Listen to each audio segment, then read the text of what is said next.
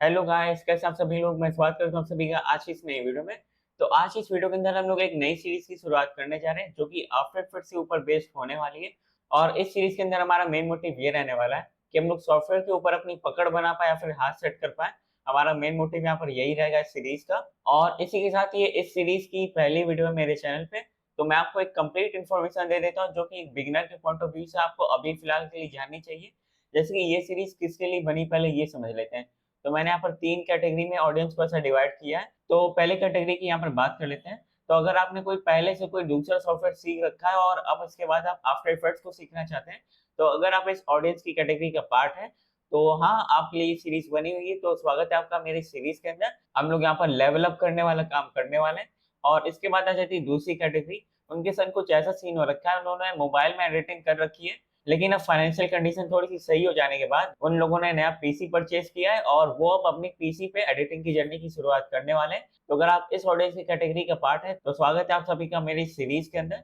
और इस सीरीज़ के अंदर मैं आप सभी को इसी के साथ ये भी बताता रहूँगा कि कैसे आपको यहाँ पर काम करते-करते अपने अंदर के कॉन्फिडेंस को बिल्ड अप करना है। तो स्टार्टिंग में थोड़ी-सी चीज़ें लाइक थोड़ी-सी हेक्टिक लग सकती हैं, लेकिन कोई नहीं, आप लगातार अपने एंड से लगे रहिएगा, अपने एंड से एफर्ट लगाते रहिएगा। आखिर में लाइक आपको खुद भी ऐसा लगेगा कि हाँ, मतलब थोड़ी चीज़ें डिफ़िकल्ट हो जा रही थी, लेकिन मैंने चीज़ों को सीख लिया। तो ऐसी यहाँ पर आपकी कुछ सिचुएशन होगी, तो कोई घबराने की बात नहीं है। कुछ भी नया सीखेंगे तो थोड़ी बहुत प्रॉब्लम आती है, लेकिन बस उसको ओवरकम करके आपको आगे बढ़ना है, बस इसका भी यहाँ पे ध्यान रखिएगा। और इसके बाद आ जाती है यहाँ पे तीसरी कैटेगरी की ऑडियंस जो कि मेरे पुराने सब्सक्राइबर्स हैं, जिन्होंने डाउनसी रिज़ॉल्व पे मास्टरी कर रखी है। तो अगर आप इस ऑडियंस की कैटेगरी का पार्ट है, तो आपके पास एक बहुत बड़ा प्लस पॉइंट रहेगा।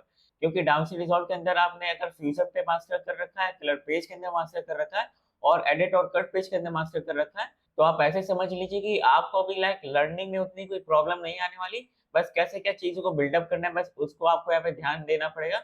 बिल्डअप करने का मतलब कि कोई यहाँ पर एनिमेशन है तो उसको कैसे क्या क्रिएट करना है, बस उसमें जो भी आपको दिमाग लगाना पड़ेगा। नहीं तो आपके पास बहुत बड़ा एडवांटेज है जो कि आपको सीरीज़ के अंदर पता चलेगा। ओके, तो यहाँ पर 3 कैटेगरी की ऑडियंस है, मैंने तीनों को यहाँ पर डिस्क्राइब कर दिया।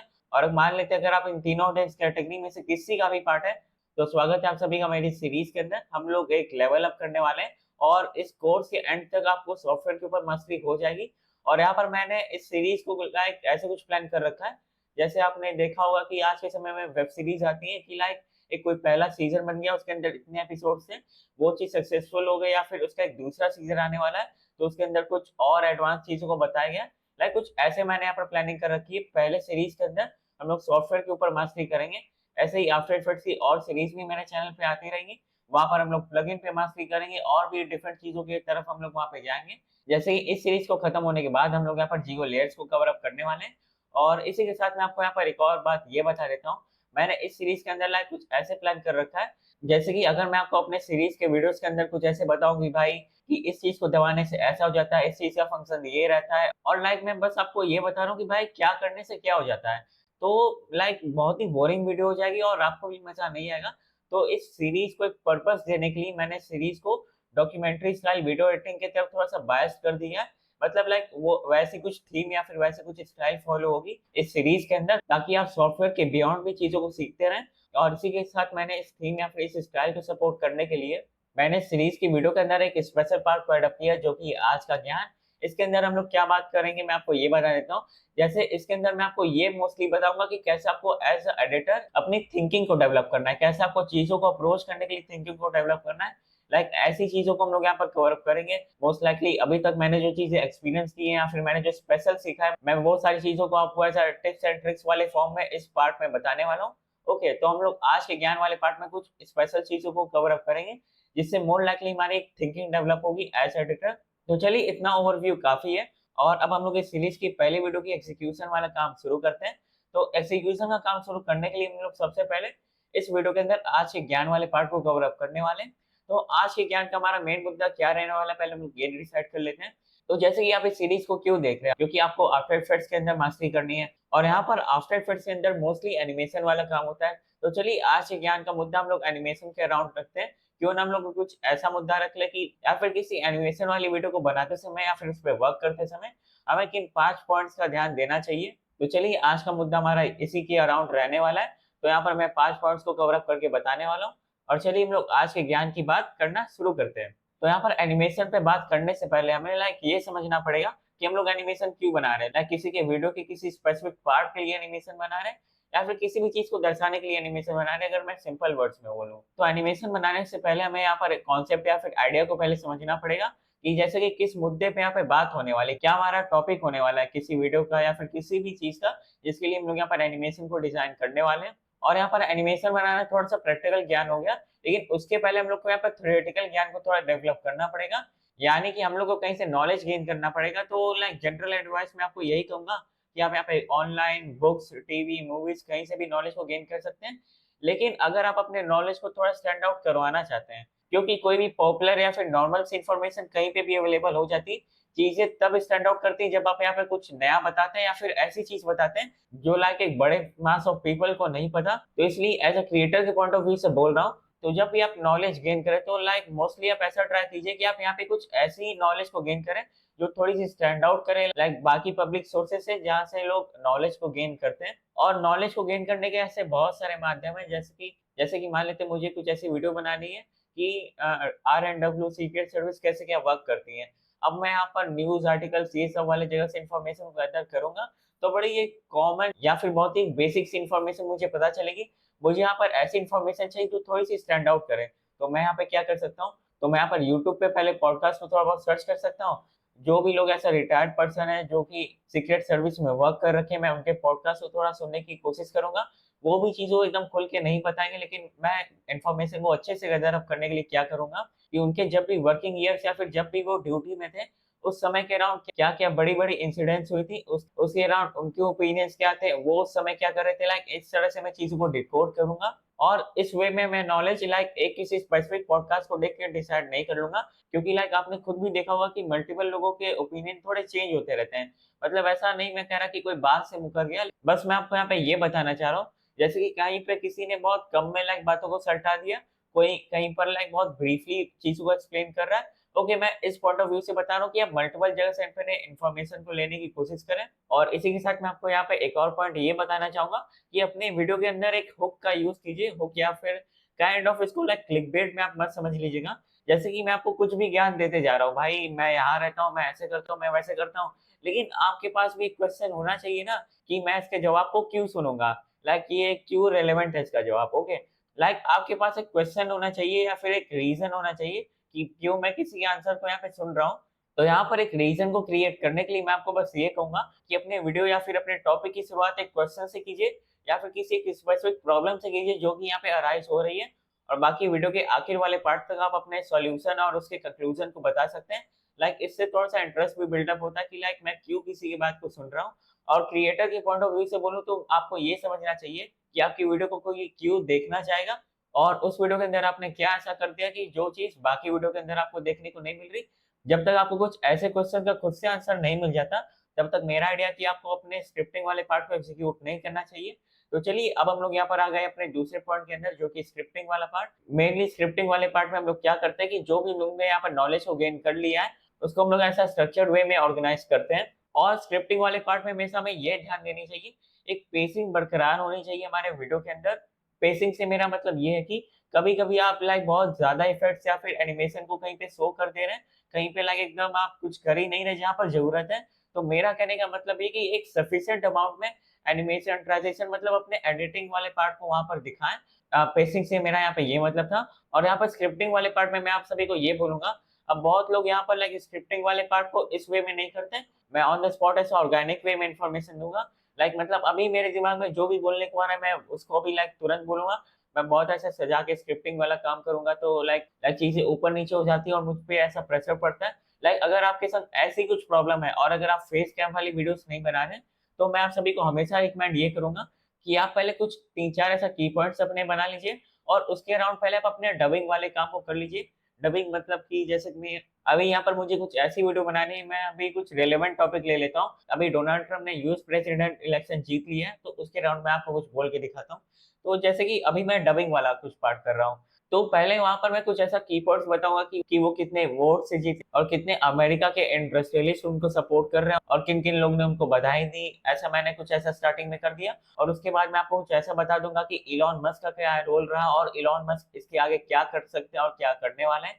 और क्या ये चीज़ इंडिया के लिए बेनिफिशियल रहेगी कि नहीं। कुछ ऐसे पॉइंट्स को मैं यहाँ पर ऐसे कवर अप कर सकता हूँ। लाइक ऐसे कुछ कीवर्ड्स या फिर ऐसे कुछ टॉपिक्स का यूज़ करके यहाँ पर मैंने वीडियो की एक बेसिक सी रोड मैप को क्रिएट कर लिया और अब मैं जो भी अपने स्क्रिप्टिंग वाले काम है, आपको मैं वीडियो में ब्रीफिंग देते जाऊँ, वो मतलब चीज़ें आपके ऊपर डिपेंड करती हैं। तो ब्रीफिंग वाली चीज़ें अब बाद में ऐसा डिपेंड करेंगी, लेकिन हमें एक बेसिक रोड मैप मिल गया कि हमें इस वीडियो में क्या-क्या कवर अप करना है। ओके, तो लाइक आप ऐसे यहाँ पे कुछ काम कर सकते हैं और इसके बाद अब मैं आ जाता हूँ यहाँ पे तीसरे पॉइंट के ऊपर। तीसरा पॉइंट ये है कि यहाँ पर हमें अपने वीडियो या फिर अपने काम के अंदर कोई एक स्पेसिफिक स्टाइल या फिर एक कुछ छाप छोड़नी चाहिए कि लाइक ये वीडियो मैंने बनाई, आपको ये कुछ ऐसा पता चल सके। ओके, जैसे कि आपने फर्जी वाली वेब सीरीज़ देखी होगी, तो उसमें ऐसा बताया जाता है ना कि जो भी आर्टिस्ट रहता है तो वो एक स्पेशल लाइक सिंपल सिग्नेचर कुछ ऐसा छोड़ देता है, ताकि जिससे वो ये बता पाए कि ये आर्ट वर्क मैंने क्रिएट किया है। और इस चीज़ को लाइक आप खुद से कैसे इम्प्लीमेंट कर सकते हैं, मैं आपको ये बताता हूँ। तो पहले मैं अपनी पीसी स्क्रीन को यहाँ पे खोल लेता हूँ। तो यहाँ पर मैं अपने वेब ब्राउज़र पे आ जाता हूँ। तो यहाँ पर आप देख सकते हैं जैसे कि मैं स्टडी आईक्यू आईएएस वाले चैनल पे आ जाता हूँ। तो यहाँ पर आप एक कॉमन चीज़ ये देख सकते हैं कि यहाँ पर इनके थंबनेल को ध्यान से देखिए। इनके थंबनेल का स्टाइल कैसा क्या है? जैसे कि यहाँ पर 2 तरह के थंबनेल स्टाइल को यहाँ पे मेनली फॉलो किया गया है। कि यहाँ पर ब्लू कलर से जैसे कि इस वाले थंबनेल को देखिए, ब्लू कलर की पट्टी में यहाँ पर ये लिखा हुआ है कि यहाँ पर किस चीज़ की वजह से क्या आउटकम हो गया है। जैसे कि कनाडा ने जयशंकर जी के इंटरव्यू को यहाँ पर बैन कर दिया है। ओके, ये कुछ ऐसा एक आउटकम यहाँ पे या फिर रिजल्ट यहाँ पे कुछ बताया गया। और उसके बाद और यहाँ पर जिसने भी यहाँ पर कुछ कांड कर रखा है, यहाँ पर ये जो जैसे कि कनाडा के प्रेसिडेंट है, इन्होंने लाइक कुछ एक तड़कती-भड़कती लाइन बोल रखी है, उसको यहाँ पर व्हाइट कलर की पट्टी में ऐसा ब्लैक कलर से लिखा हुआ दिखाया गया है। ओके, और उसके बाद जो भी हमारे इस वीडियो के स्पीकर हैं या फिर होस्ट हैं, उनका नाम हमें यहाँ पर देखने को मिल जाता है। ऐसा ही यहाँ पर एक और स्टाइल यहाँ पर थंबनेल का ये फॉलो किया गया है। जैसे कि हम यहाँ पे देख सकते हैं कि ऑरेंज कलर के अंदर एक असर्टिव सेंटेंस लिखा हुआ है और यहाँ पर ब्लू कलर के अंदर लाइक किस चीज़ के होने के बाद यहाँ पर ये असर्टिव सेंटेंस एक्शन में आने वाला है, यहाँ पर कुछ ऐसे लिखा हुआ है। तो लाइक ऐसे यहाँ पर कोई स्टाइल फॉलो की गई है, आप देख सकते हैं। और यहाँ पर मैं इस कलर कॉम्बिनेशन वाले थंबनेल को जब भी देखूँगा या फिर इस स्टाइल के मैं थंबनेल को कहीं पर भी देखूँगा, तो मुझे एक यहाँ पे आइडिया लग जाएगा कि ये थंबनेल तो स्टडी आईक्यू आईएएस वाले चैनल के एक वीडियो की थंबनेल है। ओके, और ऐसे ही मैं किसी दूसरे एग्जांपल पे आ जाता हूँ। आप बियर बाइसेप्स को तो आप सभी लोग जानते होंगे। हाँ, आप इन्हीं के काम को देख लीजिए। ये लाइक जब एक पर्टिकुलर कुछ लाइक समय तक एक थंबनेल स्टाइल को फॉलो करते हैं। जैसे कि आप यहाँ पे देख लीजिए, जो भी ऐसा यहाँ पे गेस्ट आते हैं उनकी यहाँ पे तस्वीर लगा दी जाती है और यहाँ पर गेस्ट या फिर पॉडकास्ट के टॉपिक के हिसाब से कुछ एक रेलेवेंट सी लाइन यहाँ पे लिख दी जाती है। और यहाँ पर जो हमारे पॉडकास्ट के होस्ट हैं, जो कि रणवीर अलमादिया हैं, जिससे हमें ये समझ में आ रहा है कि ये हमारे पॉडकास्ट के होस्ट हैं। और यहाँ पर उसके नीचे ऐसा कुछ देखने को मिल रहा है कि ये दोनों कुछ बातचीत कर रहे हैं। लाइक इस वाले पार्ट से तो यही देखने को हमें मिल रहा है। और आप देख सकते हैं कि यही थंबनेल स्टाइल मल्टीपल जगह पे फॉलो किया गया है। यहाँ पे, यहाँ पे, यहाँ पे, मतलब कि यहाँ पर इन्होंने एक स्टाइल पकड़ लिया, जिससे हमें ये समझ में आ जाएगा कि यहाँ पर मुझे दूर से भी कहीं ऐसी थंबनेल देखने को मिलेगी। तो मुझे यहाँ पे पता चल जाएगा कि ये बियर बाइसेप्स की वीडियो की थंबनेल है। और किसी भी स्टाइल को क्रिएट करने में कुछ स्पेसिफिक कलर्स को पिकअप किया जाता है या फिर कोई स्पेसिफिक फ़ॉन्ट्स तक थोड़ा-सा लिमिटेड रहा जाता है। लाइक ऐसा मैं नहीं कह रहा कि लाइक इसके बियॉन्ड आप कलर्स को यूज़ मत कीजिए। आप कलर्स को इस वे में यूज़ कीजिए कि लाइक मैं कुछ सिलेक्टिव कलर्स का यूज़ करूँगा, जो कि फ्यूचर में मेरी पहचान बन जाएँगे। और अगर आप यहाँ पे मल्टीपल तरह के कलर्स या फिर फ़ॉन्ट्स का यूज़ करेंगे, तो एक खिचड़ी सी बन जाती है। आप समझ ही सकते हैं मैं क्या कर रहा हूँ। और ये स्टाइल लाइक मल्टीपल जगह फॉलो हो सकता है। ओके, तो देखा जाए तो यहाँ पे बहुत सारे एग्ज़ाम्पल्स हैं, आप अपने स्क्रीन पे भी देख सकते हैं कि जैसे कि आप इस वेबसाइट पे भी देख सकते हैं, स्टारबक्स वालों ने ग्रीन और व्हाइट कलर का यूज़ अपने वेबसाइट के अंदर अपने कलर थीम को बरकरार करने के लिए किया हुआ है। और यहाँ पर आपको स्पेसिफिक फ़ॉन्ट्स ही देखने को मिलेंगे, लाइक कुछ लिमिटेड फ़ॉन्ट्स देखने को मिलेंगे इनके वेबसाइट के ऊपर। तो ऐसे आप यहाँ पर एक किसी स्पेसिफिक स्टाइल को पकड़ सकते हैं या फिर बना सकते हैं, लाइक अपने कंटेंट को थोड़ा-सा स्टैंड आउट या फिर ऐसा दिखाने के लिए कि भाई यहाँ पर ये चीज़ हो रखी है, तो यहाँ पर ये इसकी वीडियो ही होने वाली है। लाइक इस वाले पॉइंट ऑफ व्यू से आप इस चीज़ को देखिएगा। और फिर इसके बाद आ जाते हैं हम लोग यहाँ पर चौथे पॉइंट के ऊपर। यहाँ पर मैं इस पॉइंट को ऐसा ये कह सकता हूँ कि रोड मैप क्रिएट करना या फिर लाइक अपने आप को ऐसे वे में हिंट देना कि लाइक मुझे लाइक जो भी इन्फॉर्मेशन मिली, मैं इस इन्फॉर्मेशन के बाद लाइक मैं कुछ ऐसे एनिमेशन बनाऊँगा, इसके बाद मैं कुछ ऐसी इन्फॉर्मेशन बनाऊँगा। जैसे कि आप कोई लंबे-चौड़े पैराग्राफ को रटते होंगे, तो आपने वहाँ पर देखा होगा कि आप कुछ ऐसा स्पेसिफिक कीवर्ड्स को ध्यान में ले लेते हैं कि भाई ये बंदे का ये नाम है, इसने ये काम करने के बाद कुछ ऐसा काम किया था, लाइक कुछ ऐसा लाइक अपने लिए कुछ हिंट वाला पार्ट बना लेते हैं, जिसके हिसाब से आपको चीज़ों को याद करने में या फिर चीज़ों को एग्ज़ीक्यूट करने में आसानी होती है। तो लाइक तो यहाँ पर आप ऐसे कुछ रोड मैप या फिर कुछ ऐसे पॉइंट्स को क्रिएट कर सकते हैं खुद के लिए। और फिर इसके बाद आ जाता है हमारा 5वां पॉइंट, जो कि किसी एनिमेशन को क्रिएट करना। एनिमेशन को क्रिएट करना मतलब मैं ये नहीं कह रहा कि खाली आपको विजुअली एनिमेशन को क्रिएट करना है, यहाँ पर आपको बैकग्राउंड म्यूजिक का भी ध्यान देना रहेगा, क्योंकि एनिमेशन में तब तक फील नहीं आएगी जब तक आप यहाँ पर बैकग्राउंड म्यूजिक या फिर एसएफएक्स का यूज नहीं करेंगे। तो एनिमेशन के साथ आपको यहाँ पर म्यूजिक या फिर साउंड डिजाइन वाले काम का भी ध्यान देना पड़ेगा, और इस वाले पार्ट को मैं आपको ब्रीफली सीरीज के अंदर एक्सप्लेन करने वाला हूँ। तो इसको फिलहाल के लिए मैं यहाँ पर ऐसा डीपली एक्सप्लेन नहीं करने वाला। और चलिए आज के ज्ञान वाले पार्ट में हम लोग बस इतनी चीजों तक लिमिटेड रह जाते हैं, और इसके बाद यहाँ पर मैं एक और पॉइंट को कवर अप कर देता हूँ जो अभी तक मैंने कवर अप नहीं किया। अब बहुत लोग, जैसे मैंने आपको बताया ना, जो दूसरी कैटेगरी की ऑडियंस है जिन्होंने नया नया पीसी ले रखा है, लाइक मतलब उनको पीसी के बारे में लाइक बहुत ज्यादा इन्फॉर्मेशन नहीं पता कि लाइक बहुत सारी चीजें कैसे यहाँ की जाती हैं। तो सबसे बड़ी प्रॉब्लम उनके लिए यहाँ पे ये आ रही होगी कि उन्हें लग रहा होगा कि भाई मैं जो भी अभी वीडियो देख रहा हूँ वो अपनी जगह है, लेकिन मैं यहाँ पर सॉफ्टवेयर का कैसे क्या जुगाड़ करूँ। तो देखिए, मैं ज़्यादा यहाँ पे कुछ बोल नहीं सकता, समझदार को इशारा ही काफ़ी है। तो टेलीग्राम चैनल का नीचे मैंने डिस्क्रिप्शन में लिंक दे दिया है, तो वहाँ पर आपके लिए कुछ मैंने जुगाड़ कर रखा है, और यहाँ पर आपकी जो फिलहाल के लिए सबसे बड़ी प्रॉब्लम है वो सॉल्व हो जाएंगी। और जितने भी एसेट्स का मैं यहाँ पर यूज़ लेने वाला हूँ अपनी सीरीज़ के अंदर, उन सारी चीज़ को मैं टाइम टू टाइम अपने टेलीग्राम चैनल के अंदर डालता रहूँगा। जैसे ही मैंने यहाँ पर अपनी वीडियो को रिलीज़ किया, उसके उस वीडियो से रिलेटेड जितने भी फॉलो अलोंग करने वाले एसेट्स या फिर वीडियो में यूज़ होने वाले एसेट्स आपको टेलीग्राम पे देखने को मिल जाएँगे। तो यहाँ पर एसेट्स के लिए आपको कोई भी ऐसे टेंशन लेने की बात नहीं है। और एक बार आप टेलीग्राम चैनल को चेकआउट कर लीजिएगा, और वहाँ पर से आप इस वीडियो के लिए जितने भी एसेट्स को मैंने यहाँ पर यूज़ किया है, आप उनको अपने सॉफ्टवेयर में सेटअप कर लीजिए। और अब मैं अपने सॉफ्टवेयर के अंदर निकल लेता हूँ। यहाँ पर मैं अपने पीसी स्क्रीन के अंदर आ चुका हूँ और आफ्टर इफेक्ट्स मैंने यहाँ पर खोल रखा है। तो जब भी आप आफ्टर इफेक्ट्स को पहली बार इंस्टॉल करने के बाद खोलेंगे, तो आपकी शुरुआत कुछ ऐसे इंटरफेस पे आके होगी। नहीं तो मे बी कुछ लोग की शुरुआत लाइक ऐसे इंटरफेस पे भी हो सकती है। यहाँ पर बेसिकली होम वाला एरिया खुला हुआ है आफ्टर इफेक्ट्स का। यहाँ पर हम लोग ने आफ्टर इफेक्ट्स के अंदर जितने भी प्रोजेक्ट बना रखे रहते हैं, या फिर जितने भी प्रोजेक्ट के अंदर हम लोग ने यहाँ पर वर्क कर रखा रहता है, वो सारी चीज़ें यहाँ पर हमें देखने को मिल जाती है। लेकिन आप और मैं यहाँ पर सेम लेवल से काम करना शुरू कर पाएँ, तो इसलिए मैंने यहाँ पर एकदम फ्रेश आफ्टर इफेक्ट्स को फिर से डाउनलोड करके पूरा सेटअप किया अपने पीसी के अंदर, ताकि आप और हम एक सेम लेवल पे स्टार्ट कर पाएँ। ओके, तो इसलिए यहाँ पर कोई प्रोजेक्ट देखने को हमें नहीं मिल रहा। खैर, एक नए प्रोजेक्ट को बनाने के लिए आप यहाँ पे न्यू प्रोजेक्ट वाले ऑप्शन पे ऐसे जा सकते हैं और यहाँ पर आपका एक नया प्रोजेक्ट खुल जाएगा। सबसे पहले मैं आपको बस यही कहूँगा कि आप फाइल वाले एरिया पे जाइए, सेव एज़ वाले ऑप्शन पे जाइए, फिर से सेव एज़, और यहाँ पर पहले आप अपने प्रोजेक्ट को कहीं लोकली ऐसे सेव कर लीजिए। तो मैं इसे कहीं लोकल डिस्क डी में कहीं पे सेव कर लेता हूँ, तो मैं इसे यहाँ पे सेव कर देता हूँ। और फिर अब हम लोग यहाँ पर आगे का काम करना शुरू करते हैं। तो सबसे पहली बात, जैसे कि आप देख सकते हैं कि यहाँ पर ब्लू रीजन यहाँ पे जो हाइलाइटेड हो रखा है, ये वो रीजन है जहाँ पर हम लोग अपने इंपोर्ट की गई मीडिया को मैनेज करते हैं। ओके, और जितनी भी इंपोर्ट की गई मीडिया है वो यहाँ पर हमें देखने को मिल जाती है। आप ऐसे ही सेम ऑप्शन को डाउनस्ट्रीम रिजॉल्व के भी अंदर देख सकते हैं। वो मीडिया पोल नाम का एक एरिया वहाँ पे ऐसा डेडिकेटेड रहता है। तो यहाँ पर हम लोग जो भी मीडिया को इंपोर्ट करेंगे वो हमें पहले यहाँ पर ऐसे देखने को मिलेंगी, और यहाँ पर हम लोग मीडिया मैनेजमेंट वाला भी काम कर सकते हैं। बेसिकली वही फोल्डर बनाना, लाइक ढेर सारे आपने मीडिया को इंपोर्ट कर लिए तो फोल्डर में ऑर्गेनाइज करना, ऐसा काम आप यहाँ पे करते हैं। तो चलिए सबसे पहले मैं यहाँ पर कुछ इंपोर्ट कर लेता हूँ। तो यहाँ पर मैंने फाइल एक्सप्लोरर में आकर मैंने कुछ रैंडमली कुछ वीडियोस को ऐसे सिलेक्ट कर लिया है, और अब मैं इन सारी वीडियोस को उठा के ऐसा आफ्टर इफेक्ट्स के प्रोजेक्ट विंडो पे ऐसा ड्रैग एंड ड्रॉप कर देता हूँ। लाइक इस एरिया को हम लोग प्रोजेक्ट विंडो बोलते हैं, तो मैं यहाँ पर चीज़ को ड्रैग एंड ड्रॉप कर देता हूँ। तो यहाँ पर चीज़ों को इंपोर्ट करने में 1-2 सेकंड का ऐसा टाइम भी लग जाता है। ओके, तो उससे कभी घबराइएगा नहीं आप। और फिर इसके बाद मीडिया को इंपोर्ट कर लेने के बाद मैं यहाँ पर राइट क्लिक मारता हूँ और आपको एक फ़ोल्डर क्रिएट करके दिखाता हूँ। तो यहाँ पर आप न्यू फ़ोल्डर वाले आइकन पे जाके ऐसे भी फ़ोल्डर क्रिएट कर सकते हैं। नहीं तो आप यहाँ पर इस बटन को प्रेस करेंगे तो ऐसे भी यहाँ पर एक फ़ोल्डर क्रिएट हो जाता है, और यहाँ पर फ़ोल्डर के अंदर आप सब फ़ोल्डर्स को क्रिएट कर सकते हैं, ये तो आपको पता ही होगा।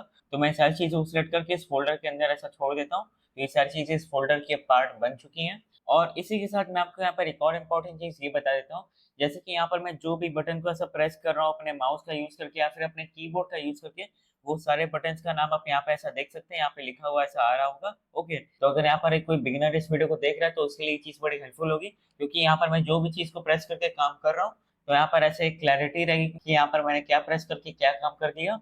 और फिर इसके बाद एक्चुअल एडिटिंग का काम हम लोग यहाँ पर शुरुआत करने के लिए हम लोग एक कॉम्पोजिशन को बनाने वाले हैं। तो यहाँ पर मैं किसी भी मीडिया को उठा के लाइक न्यू कॉम्पोजिशन वाले एरिया पे छोड़ता हूँ, या फिर मैं अपने मीडिया को उठा के इस वाले बटन पे ऐसा छोड़ता हूँ, तो एक न्यू कॉम्पोजिशन यहाँ पे बन जाएगी। नहीं तो अगर मैं चाहूँ तो मैं यहाँ पर ऐसा राइट क्लिक करके न्यू कॉम्पोजिशन वाले एरिया पे भी ऐसा क्लिक कर सकता हूँ।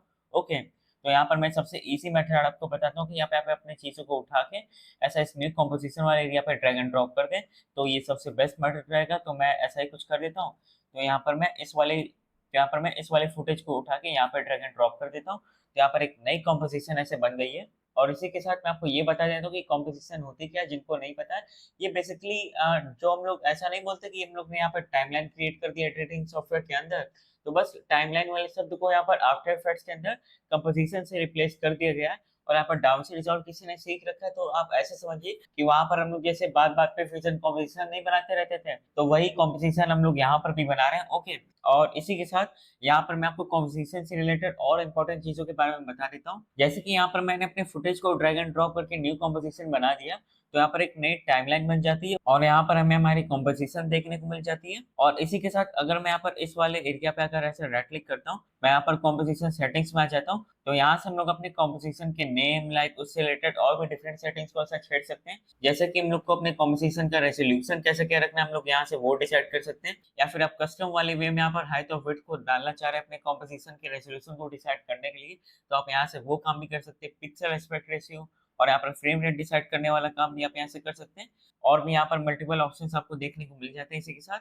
और अभी तो मुझे यहाँ पर ऐसा कुछ चेंज नहीं करना, और एक्चुअली यहाँ पर जो मेरे क्लिप या फिर मीडिया की जो सेटिंग्स थी वो यहाँ पर अप्लाई हो रखी है। जैसे कि मैंने यहाँ पर एक 4K वाली क्लिप को इंपोर्ट किया, तो यहाँ पर वही उसके हिसाब से 4K वाली सेटिंग्स अप्लाई हो रखी है।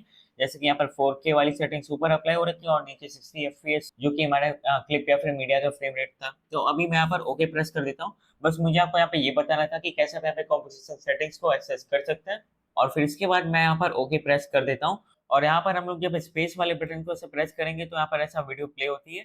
तो जब वीडियो यहाँ पे प्ले होगी तो आप यहाँ पे एक रेड कलर का लाइक लाइन मूव होते हुए देख सकते हैं। ओके, और यहाँ पे वीडियो प्ले हो रही तो वो लाइक ऐसे भी आप देख सकते हैं।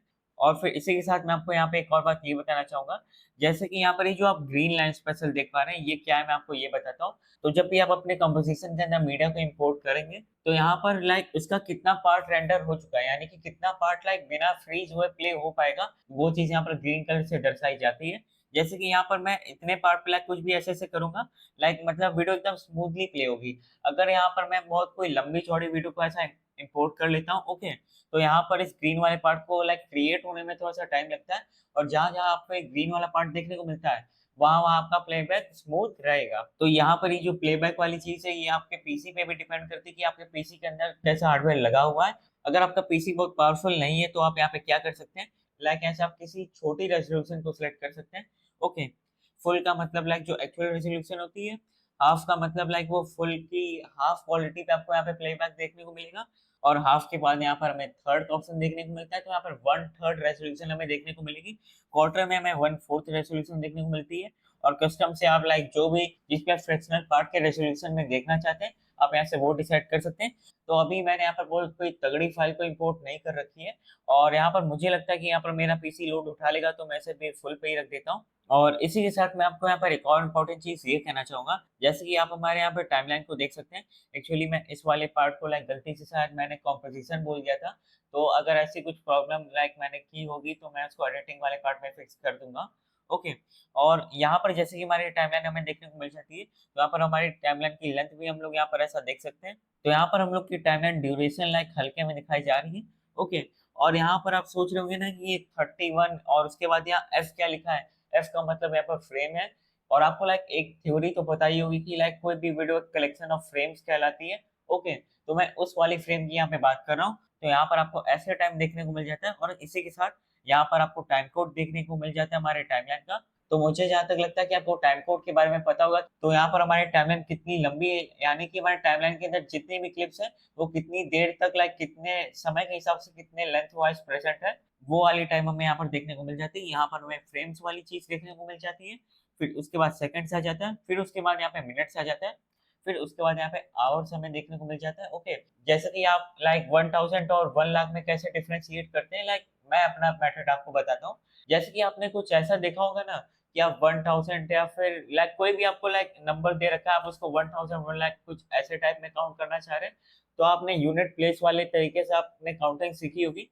तो लाइक उस वे में यहाँ पर चीजें अरेंज हो रखी रहती हैं। आप ऐसे ही समझ सकते हैं, यहाँ पे फ्रेम रहता है, यहाँ पे सेकंड रहता है, और यहाँ पे मिनट्स रहते हैं, और यहाँ पे आवर्स रहते हैं। ओके, काउंटिंग वाले मेथड में ऐसा कुछ नहीं रहता है, जो मैंने बहुत बचपन में ऐसा सीखा था, मैं अपना रेफरेंस देके बता रहा हूँ।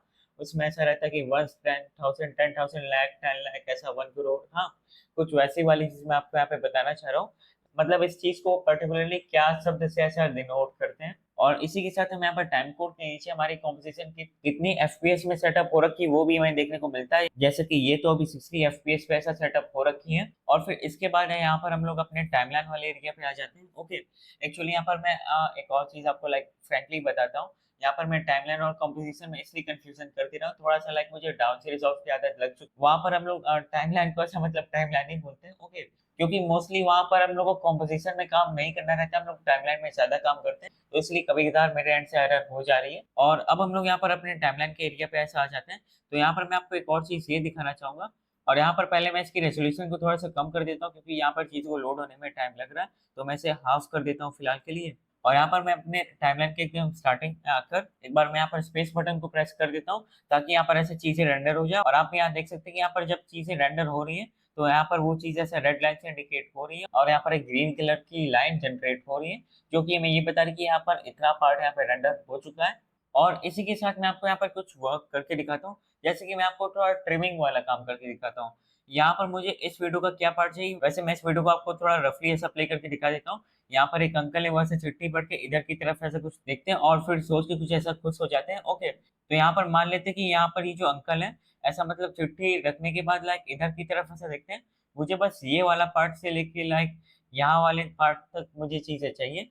तो यहाँ पर मैं चाहूँ तो यहाँ पर चीजों को ट्रिम कर सकता हूँ, मतलब कि यहाँ पर मैं अपने अनवांटेड पार्ट्स को एक्सक्लूड कर सकता हूँ। तो मैं इसे आपको एक बार करके दिखाता हूँ। तो उसके लिए बस मैं यहाँ पर इस क्लिप के एकदम आखिर वाले पॉइंट पर जाऊंगा। तो यहाँ पर मेरा कर्सर चेंज हो चुका है, आप देख सकते हैं। तो मैं यहाँ पर इसको यहीं तक ऐसा लोटेट कर देता हूँ, यहाँ पर आके इसे छोड़ देते हैं। ओके, तो इसके बाद यहाँ पे क्लिप खत्म हो जाती है ऐसे। तो मतलब अनवांटेड पार्ट हमारा ट्रिम हो गया राइट साइड की तरफ से। और ऐसे ही मैं स्टार्टिंग से भी कुछ पार्ट को ट्रिम अप कर देता हूँ। तो मैं इतने पार्ट को मान लेते हैं कुछ ऐसा ट्रिम कर देता हूँ रफली। ओके, थोड़ा सा और ट्रिम कर देते हैं कुछ इतना। ओके, तो यहाँ पर अब हमारी जो मेन क्लिप या फिर मीडिया है वो यहाँ पर ट्रिम हो चुकी है। और यहाँ पर हमारे पास इतना पार्ट खाली बचा हुआ रह गया, जो कि यहाँ से लेके यहाँ तक है। और फिर इसके बाद यहाँ पर आप एक चीज ये देख सकते हैं कि यहाँ पर हमारी मीडिया या फिर क्लिप तो ट्रिम हो चुकी है। अगर मैं अपने कॉम्पोजिशन को ट्रिम करना चाहता हूँ, तो मैं उसे कैसे क्या करूंगा। यहाँ पर मेरी मीडिया की जितनी ड्यूरेशन है, मैं उतनी ड्यूरेशन में अपनी कॉम्पोजिशन की रखना चाह रहा हूँ। तो उस काम को करने के लिए मैं यहाँ पर दो आपको तरीके बताता हूँ। जैसे कि मैंने यहाँ पर अपने मीडिया को ऐसा ट्रिम किया था, ऐसे ही मैं अपने कॉम्पोजिशन को ट्रिम कर सकता हूँ। कॉम्पोजिशन को कैसे ट्रिम करेंगे, आप इन एरियाज को ऐसा पकड़ के इधर की तरफ ऐसे लाएंगे, तो आपकी कॉम्पोजिशन आगे से ट्रिम हो जाएगी। और अगर मैं इस वाले पार्ट को पकड़ के इधर की तरफ लाता हूँ, तो मेरी कॉम्पोजिशन पीछे से ऐसा ट्रिम हो जाएगी। नहीं तो एक और तरीका यहाँ पर ये है कि मैं इसको थोड़ा सा पहले इधर कर लेता हूँ, अब राइट क्लिक मारते हैं इधर की तरफ, अपने कॉम्पोजिशन के ड्यूरेशन वाले एरिया पे ऐसा आके राइट क्लिक मारता हूँ, और यहाँ पर मैं trim composition to work area पे ऐसा क्लिक करता हूँ। ओके, तो यहाँ पर हमारी जो कॉम्पोजिशन है वो हम लोग ने जितने पार्ट तक उसे ऐसा रखा था लिमिटेड, वो वाला एरिया यहाँ पर अब एक्सपैंड हो जाएगा, जैसे कि आपने यहाँ पे देखा। तो यहाँ पर हम लोग ऐसे भी अपना काम कर सकते हैं, कॉम्पोजिशन के ड्यूरेशन को सेट करने वाला काम। और फिर इसके बाद यहाँ पर मैंने आपको कॉम्पोजिशन का थोड़ा बहुत ज्ञान दे दिया। और अब हम लोग यहाँ पर अपने टूल्स वाले एरिया को भी ऐसा चेकआउट कर लेते हैं, जो कि यहाँ पर लोकेटेड हो रखा है। जैसे कि मैं आपको कुछ टूल्स का यूज करके दिखाता हूँ। जैसे कि यहाँ पर होम वाले आइकन से क्या होगा कि यहाँ पर हमारे जो भी प्रोजेक्ट लोड अप हो रखे रहते हैं, उनको अगर हम लोग एक्सेस करना चाहते हैं, तो हम लोग होम वाले आइकन पे आकर अपने इन प्रोजेक्ट्स पे ऐसा जाके मतलब उस प्रोजेक्ट को ऐसा लोड या फिर सेव कर सकते हैं। ओके, ऐसा काम हम लोग कर सकते हैं। और फिर उसके बाद आ जाते हैं सिलेक्शन टूल पे। तो अगर मैं इसको क्लिक करने के बाद यहाँ पर मैं अपने इस व्यूअर स्क्रीन पे ऐसा क्लिक करूंगा, तो यहाँ पर हमें कुछ एक्स्ट्रा डॉट्स देखने को मिल जाते हैं। इनका यूज करके आप अपनी क्लिप या फिर मीडिया को चपटा चौड़ा लंबा चौड़ा कुछ ऐसा काम कर सकते हैं। ओके, और प्रिसाइज कंट्रोल आपको यहाँ पे चाहिए, तो आप यहाँ पे क्या कीजिए कि आप यहाँ पर लेयर ट्रांसफॉर्म वाले एरिया पे आकर इन वैल्यूज को अगर आप यहाँ से ऐसा कम ज्यादा करेंगे, तो आपको यहाँ पे थोड़ी और प्रिसाइज कंट्रोल देखने को मिलेगी। और यहाँ पर मैं चीजों को आगे पीछे कर रहा हूँ, तो आप देख सकते हैं कि यहाँ पर पोजिशन या फिर मैं इसको कुछ ऐसे वैसे कर रहा हूँ, तो यहाँ पर या फिर कुछ भी मैं इसको वियर्ड वे में मूव कर रहा हूँ, आप देख सकते हैं। तो यहाँ पर आप देख सकते हैं कि यहाँ पर ये जो नंबर है ये इफेक्ट हो रहे हैं। तो अगर आप रफली चाहे तो यहाँ से भी चीजों को मूव कर सकते हैं, तो आप इन वाले एरियाज को भी ऐसे चेकआउट कर सकते हैं। और फिर इसके बाद यहाँ पर मैं चीजों को मास्टर रीसेट कर देता हूँ कंट्रोल प्लस सेट का यूज करते हुए। और यहाँ पर मैं अब क्या करता हूँ कि मैं यहाँ पर किसी दूसरे टूल पे आ जाता हूँ, और फिर इसके बाद मैं यहाँ पर हैंड टूल पे आ जाता हूँ, जो कि यहाँ पर लोकेटेड है। ये थोड़ा सा डिफरेंट वर्क करता है। जैसे कि यहाँ पर मैं क्या कर रहा हूँ कि यहाँ पर मेरी जो व्यूअर स्क्रीन है, मैं उसको पकड़ के यहाँ पर मूव कर दे रहा हूँ, ठीक। और यहाँ पर मैं सिलेक्शन टूल पे क्या कर रहा था, यहाँ पर मेरे जो व्यूअर स्क्रीन के ऊपर यहाँ पर मीडिया मुझे दिख रही है, यहाँ पर मैं मीडिया को हिला दे रहा हूँ। ओके, यहाँ पर व्यूअर स्क्रीन को हिला देना अलग बात है और यहाँ पर मीडिया को हिला देना अलग बात है। मीडिया को हिलाएंगे तो क्या होगा कि लाइक मीडिया जो हमारे व्यूअर स्क्रीन पे दिखेगी उसको लाइक हम लोग जिस भी वे में हिला रहे हैं या फिर मॉडिफाई कर रहे हैं, कुछ भी कर रहे हैं, तो वहां पर हमें चेंज देखने को मिलेगा। और यहाँ पर जो हैंड टूल को पकड़ के हम लोग यहाँ पर व्यूअर स्क्रीन को हिला रहे हैं, ओके। पहले हम लोग समझ लेते हैं कि हम लोग हैंड टूल का यूज क्यों कर रहे हैं, ओके। मुझे मान लेते हैं कि मुझे लाइक मैं जब काम कर रहा हूँ तो मुझे किसी एरिया की डिटेलिंग को जूम करके ऐसा देखना है, तो उसके लिए मैं यहाँ पर हैंड टूल का यूज करके उस एरिया को ऐसा जूम करके लाइक अपने व्यूअर स्क्रीन में आके ऐसा देख सकता हूँ, जैसे कि मैं यहाँ पर अभी देख रहा हूँ। तो यहाँ पर मैंने आपको हैंड टूल के बारे में बता दिया। इसी के साथ मैं आपको एक और बात ये बताता हूँ, और इसी के साथ अगर मैं चाहूँ तो मैं यहाँ पर रोटेशन टूल का भी यूज ले सकता हूँ, जो कि यहाँ पर लोकेटेड है। तो अगर मैं इस पर ऐसा क्लिक करता हूँ और अब मैं इसको लाइक ऐसा मूव करता हूँ, तो आप देख रहे हैं कि यहाँ पर हमारी क्लिप ऐसा रोटेट हो रही है और यहाँ पर हमारी क्लिप रोटेट हो रही है। ध्यान दीजिएगा कि मैं यहाँ पे ये बोल रहा हूँ कि क्लिप रोटेट हो रही है, यहाँ पे व्यूअर स्क्रीन रोटेट नहीं हो रही। तो इन बेसिक चीजों को आपको यहाँ पे ध्यान देना है। लाइक देखिए, इतना मैं लाइक बहुत डीपली जाके इसलिए बता रहा हूँ, जिनको लाइक कुछ नहीं पता है उनको लाइक कुछ वैल्यू ऐसा एडअप हो जाए, और जिनको ये सारी चीजें यहाँ पर पता है उनका लाइक रिवीजन हो जाएगा। लाइक मैं खुद भी समझ रहा हूँ कि लाइक मैं बहुत डिटेल में बेसिक चीजों को बता रहा हूँ। बस यही मेरा यहाँ पे पर्पस है कि यहाँ पर अगर कोई बिगिनर बंदा भी इस वीडियो को देख रहा है तो उसको भी इस वीडियो को देखने में प्रॉब्लम ना आए, और जिन लोगों को यहाँ पर चीजों के बारे में नॉलेज है तो उनके लिए यहाँ पर ऐसा रिवीजन वाला काम हो जाएगा। और फिर इसके बाद मैं यहाँ पर लेयर ट्रांसफॉर्म वाले प्रॉपर्टीज पे आकर रोटेशन की वैल्यू पे ऐसा रीसेट कर देता हूँ, और यहाँ पर मैं आपको कुछ स्पेशल रोटेशन करके दिखाता हूँ। तो मैं यहाँ पर शिफ्ट वाले बटन को प्रेस करता हूँ, और अगर अब मैं यहाँ पर इसे ऐसा रोटेट करूंगा, लाइक पाइवट होकर रोटेट होता है, हाँ, लाइक ये वाला रोटेशन थोड़ा सा डिफरेंट हो जाता है। और अभी जो मैं यहाँ पर शिफ्ट प्रेस करके रोटेशन कर रहा था वो थोड़ा सा यहाँ पर डिफरेंट हो जाता है, ओके। तो शिफ्ट प्रेस करके रोटेशन में हमें थोड़ी सी लाइक हमें यहाँ पर थोड़ी सी स्ट्रिकनेस देखने को मिल जाती है, जिसका यूज करके हम लोग थोड़ी सी यूनिफॉर्म रोटेशन को परफॉर्म कर सकते हैं, ओके। तो यहाँ पर मैं चीजों को रीसेट कर देता हूँ, और फिर इसके बाद यहाँ पर मैं आपको कुछ और इंपॉर्टेंट टूल्स के बारे में बता देता हूँ जिनका हम लोग रेगुलर यूज करते रहेंगे। मतलब मोस्टली उनका यूज यहाँ पे ज्यादा होता है। जैसे कि यहाँ पर मैं पेन बिहाइंड टूल के ऊपर आ जाता हूँ। इसका यूज करके हम लोग अपने क्लिप के एक एंकर पॉइंट को ऐसे एडजस्ट या फिर लाइक मॉडिफाई करते हैं, कुछ ऐसा काम यहाँ से होता है, ओके। और ये टूल हम लोग को तब यूजफुल रहेगा जब हम लोग मोर लाइकली ऐसा थोड़ा 3D वाला काम करेंगे, और जब हम लोग 3D कैमरा का यूज करेंगे तो तब ये चीज थोड़ी सी हेल्पफुल रहती है। और फिलहाल के लिए मैं आपको इस टूल का यूज करके दिखाता हूँ। तो यहाँ पर हमें एक एंकर पॉइंट देखने को मिल जाता है, ओके। मैं इसको लाइक किसी डिफरेंट जगह पे प्लेस करता हूँ, तो यहाँ पे, तो यहाँ पर एंकर पॉइंट डल गया। तो यहाँ पर इसके अराउंड अब चीज यहाँ पे मूव होगी, तो यहाँ पर मैं आपको रोटेशन करके दिखाता हूँ, ओके। तो यहाँ पर मैं रोटेशन की वैल्यू को ऐसे इंक्रीज करता हूँ, ओके। तो यहाँ पर इस पाइवट पॉइंट के अराउंड यहाँ पर आप रोटेशन देख पा रहे होंगे, ओके। तो यहाँ पर ऐसे चीजें वर्क करती हैं, और मैं इस चीज को भी रीसेट कर देता हूँ। और फिर इसके बाद आ जाते हैं हम लोग रेक्टेंगल टूल पे। तो इसका यूज करके हम लोग किसी पर्टिकुलर शेप को क्रिएट कर सकते हैं। नहीं तो अभी के कंडीशन में आप देख सकते हैं कि किसी लेयर को सिलेक्ट करने के बाद हम लोग यहाँ पर रेक्टेंगल टूल का यूज करेंगे, तो यहाँ पर हमें एक मास्क क्रिएट होता है वो देखने को मिल जा रहा है। मास्क देखिए सिलेक्शन का पर्यायवाची शब्द है, तो बहुत ऐसा घबराइएगा नहीं कि मैंने यहाँ पर क्या शब्द बोल दिया, ओके। तो यहाँ पर एक मास्क क्रिएट हो गया, और इसका यूज करके हम लोग किसी शेप को भी क्रिएट कर सकते हैं। ऐसे ही इसके बाद हम लोग यहाँ पर क्या करते हैं कि मैं ऐसे ही अगर हम लोग चाहें तो एक कस्टम मास्क को भी ड्रॉ कर सकते हैं पेन टूल का यूज करते हुए, जो कि यहाँ पर लोकेटेड है। तो यहाँ पर मैं एक कस्टम मास्क को ड्रॉ कर देता हूँ, तो इसे यहाँ पर जोड़ के बंद कर देते हैं, ओके।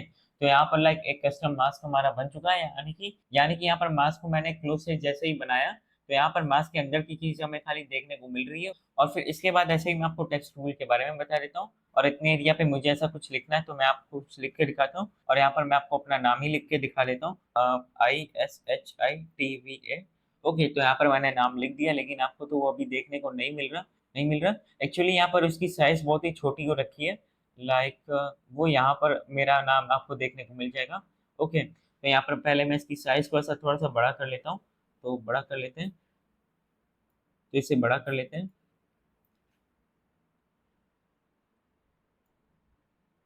तो यहाँ पर ऐसे आप टेक्स्ट को भी एडअप कर सकते हैं। और यहाँ पर कुछ बेसिक टूल्स को जान लेने के बाद हम लोग यहाँ पर ट्रांसफॉर्म प्रॉपर्टीज की तरफ बढ़ते हैं। तो यहाँ पर मैं इन चीजों को भी हटा देता हूँ फिलहाल के लिए। तो हम लोग ट्रांसफॉर्म प्रॉपर्टीज का यूज करके अपने लेयर की क्लिप की साइज या फिर उसकी स्केलिंग को मॉडिफाई करते हैं। मॉडिफाई मतलब कम ज्यादा करना, या फिर कुछ भी वहां पर एडजस्टमेंट वाला काम करना। तो यहाँ पर ट्रांसफॉर्म प्रॉपर्टीज को एक्सेस करने के दो तरीके हैं। पहला तो आपने यहीं पे देख लिया होगा जब मैंने यहाँ पर सिलेक्शन टूल का यूज किया था। तो यहाँ पर जब मैं अपनी मीडिया पे ऐसा क्लिक करता हूँ, तो यहाँ पर मैं लाइक चीजों को अनइवनली ऐसा लाइक कुछ भी कम ज्यादा कर सकता हूँ। यहाँ पर एक पाइवट पॉइंट डल चुका है, इसलिए यहाँ पर ये चीज थोड़ी सी इवन मूव कर रही है। लेकिन यहाँ पर और थोड़ी सी यूनिफॉर्मिटी पाने के लिए आप यहाँ पे ये कर सकते हैं कि यहाँ पर आप ट्रांसफॉर्म प्रॉपर्टीज को यहाँ से एक्सेस करें, तो ये एक बेटर ऑप्शन रहेगा।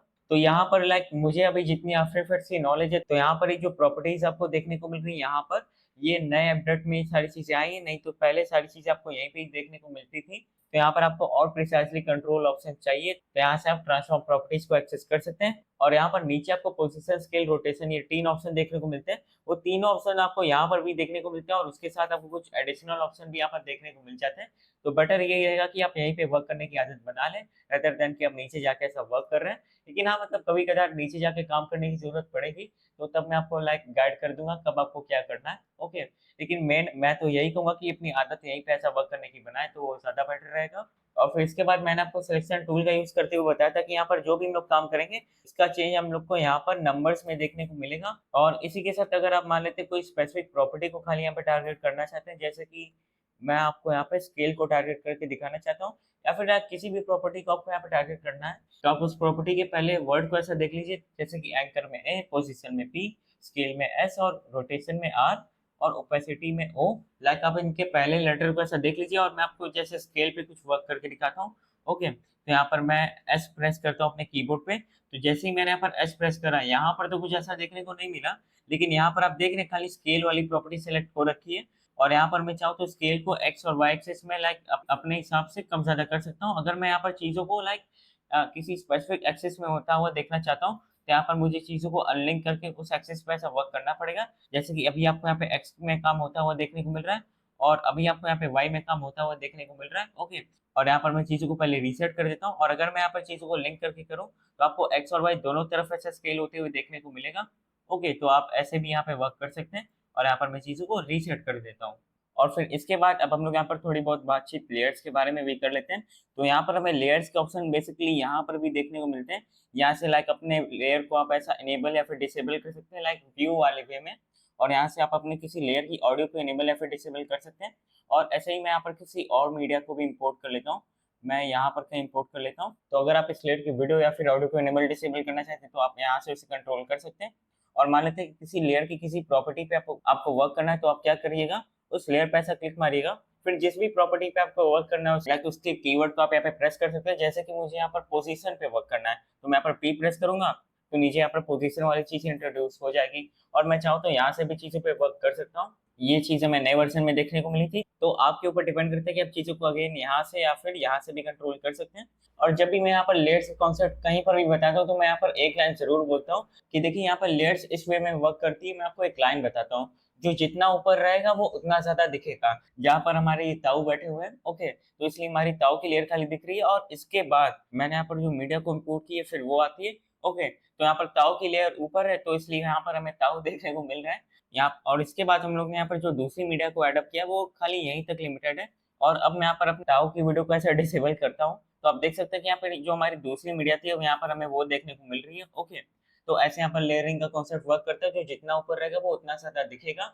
बस एक कॉमन सी लाइन का आपको यहाँ पे ध्यान रखना है। और बाकी मल्टीपल लेयर्स पे हम लोग को कुछ कॉमन काम ऐसा करना है, तो वो भी मैं आपको यहाँ पे करके दिखा देता हूँ। जैसे कि मैं इस लेयर को इधर कहीं ले आता हूँ और इसको मैं कहीं राइट की तरफ ऐसा ले जाता हूँ, ओके। बेसिकली यहाँ पर मैं स्प्लिट स्क्रीन वाला काम कर रहा हूँ। और अब मैं यहाँ पर इन दोनों लेयर्स को ऐसे कंट्रोल का बटन प्रेस करते हुए दोनों को ऐसा मैं मतलब सिलेक्ट कर लेता हूँ। और अब मैं चाहूँ तो इन दोनों लेयर्स पे ऐसा कोई कॉमन काम भी कर सकता हूँ। जैसे कि इनकी पोजीशन को मैं कुछ आगे पीछे भी कर सकता हूँ, मैं इनको पकड़ के ऐसा आगे पीछे करके दिखाता हूँ आपको। और ऐसे ही मैं यहाँ पर अपना स्केल वाला भी काम कर सकता हूँ, ओके। तो हाँ, ऐसे हम लोग यहाँ पर मल्टीपल लेयर्स को ऐसा कंट्रोल के द्वारा सिलेक्ट करके एक कॉमन काम उनके ऊपर हम लोग ऐसा कर सकते हैं। और इसी के साथ मैं आपको यहाँ पे प्री कॉम्पोजिशन के भी बारे में बता देता हूँ। तो पहले मैं आपको कंट्रोल प्लस सेट करता हूँ। अगर आप मान लेते हैं कि इन दोनों लेयर को आप एक कॉमन लेयर में मर्ज करना चाहते हैं, तो उसके लिए आप यहाँ पे ये कर सकते हैं कि आप लेयर वाले एरिया पे आ जाइए और यहाँ पर प्री कॉम्पोजिशन का एक ऑप्शन आपको देखने को मिल जाएगा। तो यहाँ पर प्री कॉम्पोजिशन वाली ऑप्शन एकदम नीचे में देखने को मिलती है। एक्चुअली इसको हम लोग प्री कंपोज ऐसा बोलते हैं, तो वो ऑप्शन हमें एकदम यहाँ पे नीचे देखने को मिलती है। प्री कंपोज वाली ऑप्शन की मैं यहाँ पे बात कर रहा था। अगर मैं इस पर ऐसा क्लिक करता हूँ, तो यहाँ पर दोनों लेयर या फिर जितनी भी लेयर को हम लोग सेलेक्ट करेंगे और फिर उसके बाद हम लोग यहाँ पर चाहे तो ओवरऑल उस लेयर पे ऐसा वर्क कर सकते हैं यहाँ पर जो मर्ज की गई लेयर मैं उसकी बात कर रहा हूँ। और फिर यहाँ पर मैं ओके प्रेस कर देता हूँ, तो यहाँ पर हमें एक कॉमन लेयर देखने को मिल गई है। और इसके बाद हम लोग इस पे कुछ भी काम कर सकते हैं। मैं यहाँ पर इसकी पोजीशन के बेसिस पे वर्क कर सकता हूँ, मैं इसे स्केल कर सकता हूँ, जो भी मैं करना चाहूँ। तो यहाँ पर मैंने आपको बता दिया प्री कंपोजिशन के बारे में, और इसको एक्चुअली प्री कंपोज ऐसा बोलते हैं, लेकिन लाइक मेरे मुंह से हमेशा प्री कंपोजिशन ही निकल जाता है। और फिर इसके बाद मान लेते हैं कि प्री कंपोजिशन वाले एरिया में आप किसी पर्टिकुलर लेयर पे लाइक फिर से कुछ वर्क करना चाह रहे हैं, तो यहाँ पर प्री कंपोजिशन वाली लेयर को ब्रेक डाउन करने के लिए हम लोग यहाँ पर ऐसा डबल क्लिक करके इसको ऐसा ब्रेक कर सकते हैं। तो ये चीज ऐसा यहाँ पे ऐसा ब्रेक हो जाएगी, और फिर मुझे यहाँ पर जिस भी लेयर पे जो भी वर्क करना है मैं उस काम को यहाँ पे कर सकता हूँ। और फिर मान लेते हैं कि यहाँ पर मैंने चीज को सेट कर लिया है। इसके बाद मैं यहाँ पर वापस अपनी प्री कंपोजिशन पे आना चाहता हूँ, तो यहाँ पर मैं प्री कंपोज वाले पार्ट को ऐसा क्लोज कर दूंगा, और ऐसे हम लोग वापस से अपनी पुरानी प्री कंपोजिशन में वापस आ जाएंगे। और वैसे यहाँ पर प्री कंपोजिशन वाली चीज फुल्ली एक्सटेंड नहीं रखी, तो बस इसको मैं अच्छे से अच्छा एक्सटेंड कर देता हूँ। और अगर ये सेम चीज मैं आपको डाउन सी रिजॉल्व के अंदर बताता रहता, तो वहां पर मैं आपको बताता कि कैसे हम लोग कंपाउंड क्लिप पे वर्क करते हैं। ओके, तो इस सेम चीज को हम लोग डाउन सी रिजॉल्व में कंपाउंड क्लिप बोलते हैं। तो यही सेम चीज ऐसा हमें डाउन सी रिजॉल्व के अंदर कंपाउंड क्लिप के नाम से ऐसा देखने को मिलती है। और फिर इन सारी चीजों को जान लेने के बाद अब हम लोग यहाँ पर की फ्रेमिंग वाले पार्ट के ऊपर बढ़ते हैं। तो यहाँ पर मैं आपको दिखाने वाला हूँ कि कैसे हम लोग यहाँ पर की फ्रेमिंग वाला काम करते हैं। जैसे कि मैं इस वीडियो पे आपको कुछ करके दिखाता हूँ। यहाँ पर मैं पहले किसी टेक्स्ट को एडअप कर देता हूँ, तो मैं यहाँ पर टेक्स्ट को एडअप कर देता हूँ। तो यहाँ पर मैं अपना नाम ही लिख देता हूँ। तो लिख देते हैं यहाँ पर ISHITVA, और इसकी साइज को मैं थोड़ा सा छोटा कर लेता हूँ। और फिर इसको हम लोग कहीं यहाँ पर लोकेटेड कर लेते हैं कुछ ऐसे, और इसकी साइज को भी मैं यहाँ पे छोटा कर लेता हूँ। सिलेक्शन टूल पे आता हूँ और इसको पकड़ के हम लोग थोड़ा सा ऐसा छोटा कर देंगे, कुछ इतना बड़ा भी से ऐसा रख देते हैं। और यहाँ पर मैं इसे कहीं प्लेसअप कर देता हूँ। अब मैं यहाँ पर क्या करना चाह रहा हूँ कि मैं यहाँ पर की फ्रेमिंग वाला काम करना चाह रहा हूँ, बेसिकली एनिमेशन वाले काम की शुरुआत करना चाह रहा हूँ। तो हम लोग क्या करते हैं कि यहाँ पर पहले मैं अपने नाम को कहीं इधर ऐसा रखता हूँ, और कुछ देर बाद हम लोग इसे कहीं इधर ऐसा कर देंगे। तो ऐसा हम लोग यहाँ पर कुछ काम करके देखते हैं। तो सबसे पहले मैं थोड़ा स्टार्टिंग में ऐसा आ जाता हूँ, और यहाँ पर मुझे की फ्रेम वाला काम करना है। तो पहले मुझे ये सोचना पड़ेगा कि मैं किस चीज के लिए की फ्रेम वाला काम कर रहा हूँ। तो यहाँ पर मैं इसकी पोजीशन को चेंज कर रहा हूँ। पहले ये यहाँ पे रहेगा, बाद में फिर ये यहाँ पे आ जाएगा। तो यहाँ पर पोजीशन पे काम हो रहा है, तो हम लोग यहाँ पर पोजीशन पे की फ्रेम लगाएंगे। तो चलिए मैं यहीं पर इसकी पोजीशन की वैल्यू पे ऐसा की फ्रेम को इनेबल कर देता हूँ। तो यहाँ पर ऐसा स्टॉप वॉच टाइप की यहाँ पे कोई आइकन आपको देखने को मिल रही होगी। इस पे अगर मैं यहाँ पर ऐसा क्लिक करता हूँ, तो यहाँ पर एक बटन इंट्रोड्यूस हो जाएगा। जैसे कि आप यहाँ पे देख सकते हैं, एक डायमंड टाइप का यहाँ पे बटन इंट्रोड्यूस हो गया है। यही होता है की फ्रेम बटन। इससे हमें ये पता चलता है कि कहीं पे की फ्रेम इनेबल हो चुका है। और इसी के साथ हमें यहाँ पर ये भी पता चल जाएगा कि यहाँ पे जो की फ्रेम लगा है, यहाँ पर जो टेक्स्ट की पोजीशन है वो यहाँ पर ऐसा रिकॉर्ड हो चुकी है, या फिर वो मार्क हो चुकी है, आप ऐसे कह सकते हैं। और फिर इसके बाद यहाँ पर मैं कुछ देर बाद ये चाह रहा था कि ये चीज यहाँ पे है, तो वो बाद में यहाँ पर आ जाए। तो मैं आपको ये वाला काम करके दिखाता हूँ। तो मैं थोड़ा सा आगे चला जाता हूँ, और यहाँ पर मैं अपने टेक्स्ट को उठा के लाइक कहीं इधर की तरफ ऐसा ड्रैग कर देता हूँ, कुछ इधर की तरफ। ओके, तो यहाँ पर आपने एक और चीज ये देखी कि यहाँ पर एक और ऐसा की फ्रेम इनेबल हो गया है। और यहाँ पर मैं की फ्रेम इनेबल करके काम कर रहा हूँ, तो यहाँ पर एक स्मूथ ट्रांजिशन क्रिएट हो जाता है। ऐसा नहीं कि मतलब मैं यहाँ पे आ गया तो ये टेक्स्ट यहाँ पे था, सीधे वक्त मुझे यहाँ पे देखने को मिलेगा। ये धीरे धीरे ऐसे यहाँ पर मतलब जाएगा। डिपेंड करता है कि हम लोग की फ्रेम को कितने ड्यूरेशन या फिर कितनी दूरी पे लगा रहे हैं। ओके, हमारा ट्रांजिशन कितना स्मूथ होगा, ये चीज ऐसा की फ्रेम पे ऐसा डिपेंड करती है कि कितनी वो दूरी पे लग रखी है। और अब मैं यहाँ पर चीजों को प्ले करता हूँ। ओके, तो यहाँ पर ऐसे की फ्रेमिंग वाली चीज वर्क करती है। यहाँ पर हमें फाइनल और इनिशियल पोजीशन का ध्यान देना होता है, और उसी के बेसिस पे यहाँ पर एक स्मूथ एनिमेशन बिल्डअप होती है हमारे फाइनल और इनिशियल पॉइंट के बेसिस पे। और इसी के साथ मैं आपको यहाँ पे ये बताना चाहूंगा, जिस की फ्रेम को हम लोग यहाँ पर सिलेक्ट कर रखे रहेंगे, तो वो चीज हमें यहाँ पर ऐसा ब्लू कलर में सिलेक्ट होती हुई देखने को मिलेगी। जैसे कि मैं इसको सिलेक्ट कर रखा है मैंने यहाँ पर, तो ये चीज यहाँ पर ब्लू कलर में आपको ऐसा देखने को मिल रही है। ओके, और आपको यहाँ पे और प्रिसाइज कंट्रोल चाहिए अपने की फ्रेम्स पर, तो आप किसी भी की फ्रेम को ऐसा सिलेक्ट करके यहाँ पर पोजीशन वाली वैल्यू को आप यहाँ से कम ज्यादा करके और थोड़ा सा प्रिसाइज कंट्रोल पा सकते हैं। और ऐसे अगर मैं दोनों की फ्रेम्स को ऐसा सिलेक्ट करता हूँ, तो यहाँ पर ये दोनों की फ्रेम ऐसा संग में मूव होंगे, आप देख सकते हैं। ओके, तो ये कुछ बेसिक चीजें थी की फ्रेम से रिलेटेड। और यहाँ पर मैंने आपको इनिशियल और फाइनल वाली बात इसलिए बताई है क्योंकि जब आप पहली बार की फ्रेमिंग के बारे में जानेंगे, तो बहुत कॉम्प्लेक्सिटी में अगर आप जानेंगे तो एक बार के लिए ऐसा लगेगा कि भाई छोड़ो, रहने देते हैं, इसको बाद में देखते हैं। एक सिंपल वे में आपको बस बताने के लिए मैंने यहाँ पर फाइनल और इनिशियल वाले वेव का यूज करके आपको की फ्रेम के बारे में बताया है, ताकि आपको ये चीज बहुत कॉम्प्लेक्स भी ना लगे, लेकिन चीजें आपको समझ में भी आ पाए। तो यहाँ पर की फ्रेम मेन फाइनल और इनिशियल वाले प्रिंसिपल पे वर्क करती है। यहाँ पर फाइनल और इनिशियल वैल्यू क्या रहती है किसी भी चीज की, इसी के बेसिस पे की फ्रेम यहाँ पे वर्क करती है। और फिर इसके बाद यहाँ पर मैंने आपको फाइनल और इनिशियल वाली चीज बता दी। और इसी के साथ मैं आपको यहाँ पे एक और चीज ये बता रहा हूँ, इन दोनों की फ्रेम्स के बीच में मैं कुछ भी ऐसा काम करता हूँ जैसे कि मैं इस लेयर को पकड़ के ऐसा ऊपर की तरफ ले जाता हूँ, तो यहाँ पर एक नया की फ्रेम इंट्रोड्यूस हो गया, ठीक। इसके बाद इन दोनों की फ्रेम्स के बीच में मैं कुछ और काम करता हूँ, लाइक मैं इसे कहीं इधर की तरफ ले जाता हूँ, तो यहाँ पर एक ऐसा नया की फ्रेम इंट्रोड्यूस हो गया। तो जहाँ-जहाँ हमारी वैल्यू चेंज हो रही है, वहाँ-वहाँ पर हमें ऐसा की फ्रेम इंट्रोड्यूस होते हुए देखने को मिल रहा है। और यहाँ पर मैं चाहूँ तो मैं यहाँ पर फालतू की फ्रेम्स को भी डिलीट कर सकता हूँ। पहले मैं इस की फ्रेम को ऐसे डिलीट कर देता हूँ और फिर मैं इसे डिलीट कर देता हूँ। तो यहाँ पर हमारे वो नॉर्मल की फ्रेम्स जो हमें स्टार्टिंग में देखने को मिल रहे थे, वो अब यहाँ पर हमें खाली देखने को मिल रहा है। और फिर इसके बाद अगर आप अपनी एनिमेशन को और स्मूथ बनाना चाहते हैं, तो आप यहाँ पे ये कर सकते हैं कि आप अपने दोनों की फ्रेम्स को ऐसा पकड़ के और फिर उसके बाद यहाँ पर आप राइट क्लिक मारिए। उसके बाद आप यहाँ पर की फ्रेम असिस्ट वाले एरिया पे आ जाइए और यहाँ पर आप इस इन वाले वैल्यू पे ऐसा क्लिक करेंगे, तो यहाँ पर आपकी जो की फ्रेम द्वारा बनाई गई एनिमेशन है वो और स्मूथ हो जाती है ऐसे। और लाइक अगर मैं अभी आपको ग्राफ वाले वे में नहीं समझा रहा, लेकिन यहाँ पर जब भी हम लोग की फ्रेम अप्लाई करते हैं तो एक ग्राफ क्रिएट होता है। तो यहाँ पर इस इन वाली वैल्यू को अगर हम लोग ऐसा टिक करते हैं तो वहाँ पर हमारा ग्राफ थोड़ा स्मूथ हो जाता है, जिसकी वजह से ओवरऑल ऐसा एनिमेशन स्मूथ हो जाती है।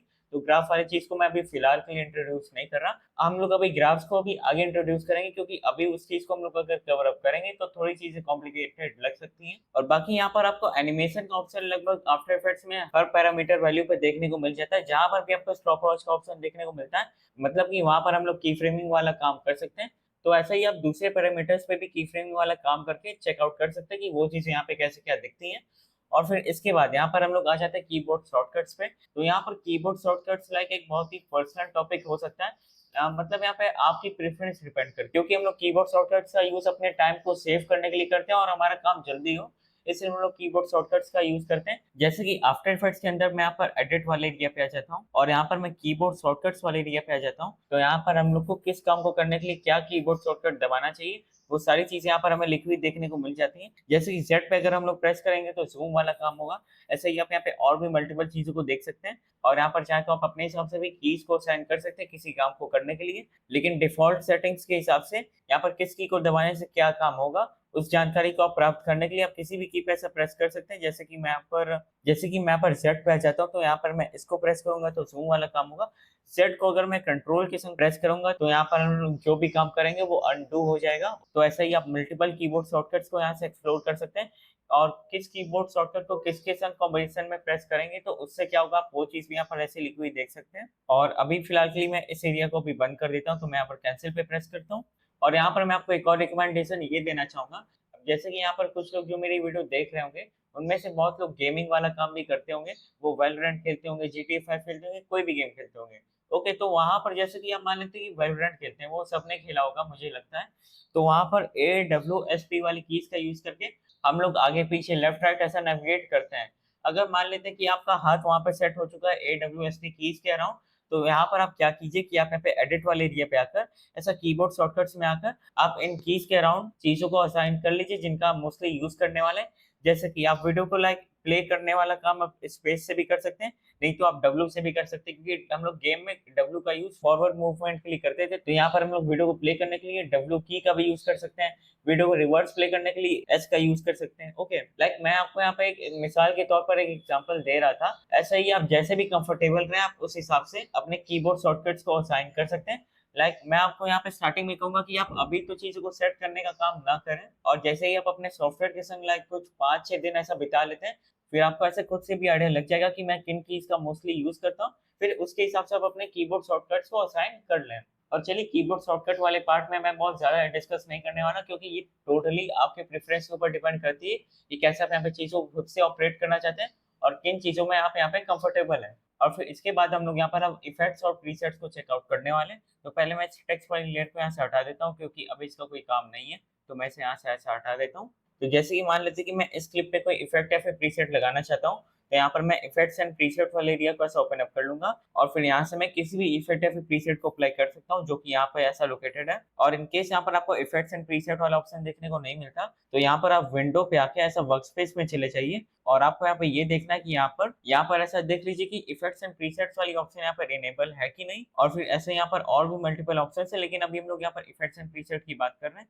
तो यहाँ पर मैं कोई चीज़ अप्लाई करके देखता हूँ, तो मैं अभी इसकी सैचुरेशन को कम करूँगा पहले। तो यहाँ पर मैं इसकी सैचुरेशन पे कुछ वर्क करके आपको दिखाता हूँ। तो यहाँ पर मैं क्या करता हूँ कि मैं इफेक्ट्स एंड प्रीसेट वाले एरिया पे सर्च पे लिख देता हूँ ह्यू एंड सैचुरेशन लिख देते हैं यहाँ पर। तो यहाँ पर मैं लिख देता हूँ ह्यू। ओके, कलर करेक्शन में ह्यू एंड सैचुरेशन यहाँ पे आ चुका है। इसको यहाँ पर ऐसा ड्रैग एंड ड्रॉप कर देते हैं अपनी लेयर के ऊपर। और फिर यहाँ पर जब मैंने चीज़ों को ड्रैग एंड ड्रॉप किया, तो यहाँ पर जो प्रोजेक्ट विंडो में देखने को मिल रही थी, ये अब इफेक्ट्स विंडो में कन्वर्ट हो गई है। और वैसे इफेक्ट्स विंडो के अंदर हम लोग क्या करते हैं कि हम लोग किसी भी प्रोजेक्ट पे अप्लाई हो रखे इफेक्ट की वैल्यूज पे वर्क करते हैं। और मान लेते हैं कि अगर आपके यहाँ पे इफेक्ट्स विंडो यहाँ पे देखने को नहीं मिल रही है आपको, तो बस कुछ नहीं, विंडो पे चले जाना है और यहाँ पर आपको ये ध्यान देना है कि यहाँ पर इफेक्ट्स कंट्रोल वाली ऑप्शन इनेबल हो रखी है कि नहीं। ओके, तो तब ये चीज़ आपके यहाँ पर इनेबल ऐसा हो जाएगी। और अगर आप प्रोजेक्ट विंडो को यहाँ पर ऐसा चेकआउट करना चाहते हैं, तो आप इस वाले ऑप्शन पे ऐसा क्लिक करेंगे, तो यहाँ पर आप ऐसा प्रोजेक्ट विंडो को एक्सप्लोर कर सकते हैं।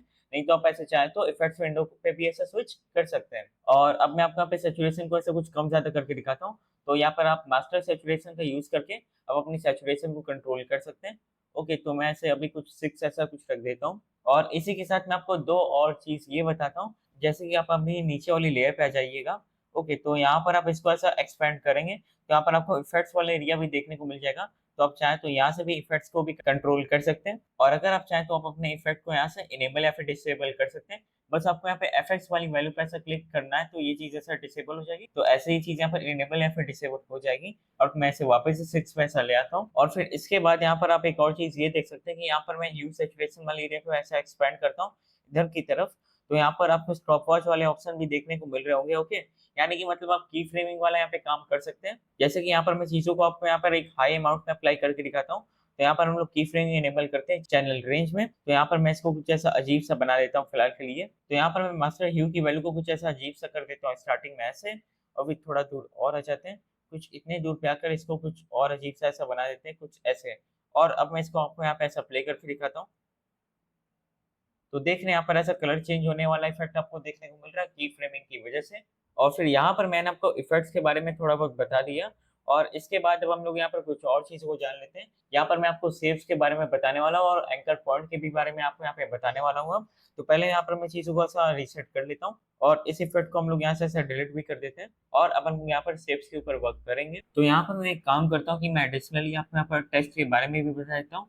तो पहले हम लोग यहाँ पर टेक्स्ट वाले बटन पे ऐसा क्लिक कर और यहाँ पर मैं एक टेक्स्ट को ऐसा अडॉप्ट कर देता हूँ और यहाँ पर मैं लिख देता हूँ अपना नाम, जो कि इसेट हुआ। और अब मैं इसको कहीं नीचे प्लेस अप ऐसा कर लेता हूँ। तो इसे कहीं नीचे ले जाते हैं इधर की तरफ, और इसके साइज को थोड़ा सा छोटा कर देंगे एक्चुअली, कुछ इतना। और इसके बाद मैं आपको यहाँ पर कुछ इफेक्ट्स को भी ऐसा डाल के दिखा देता हूँ टेक्स्ट वाली लेयर पे। तो यहाँ पर इफेक्ट्स को ऐसा अडॉप्ट करने के लिए आप यहाँ पर इफेक्ट्स एंड प्रीसेट वाले एरिया पे ऐसा चाहिए, और यहाँ पर आपको एक टेक्स्ट का एरिया देखने को मिल जाता है। तो मैं उसे यहाँ पर एक्सपेंड करता हूँ, तो इसे एक्सपेंड कर देते हैं। और इसी के साथ अगर मान लेते हैं कि मैं अपने टेक्स्ट के अंदर टेक्स्ट वाले इफेक्ट को ड्रैग एंड ड्रॉप करना चाहता हूँ, तो यहाँ पर मैं नीचे आकर इफेक्ट्स एंड प्रीसेट वाले एरिया पे टेक्स्ट वाले स्लाइडर को ऐसा एक्सपेंड करके यहाँ से किसी टेक्स्ट वाले इफेक्ट को ऐसे मैं ड्रैग एंड ड्रॉप कर सकता हूँ। खैर, इस काम को मैं फिलहाल अभी नहीं करने वाला। और इसके बाद मैं आपको यहाँ पर एक सॉलिड को अडॉप्ट करके दिखाता हूँ। तो पहले मैं यहाँ पर ऐसा राइट क्लिक मारता हूँ और यहाँ पर मैं न्यू के ऑप्शन पे चले जाता हूँ।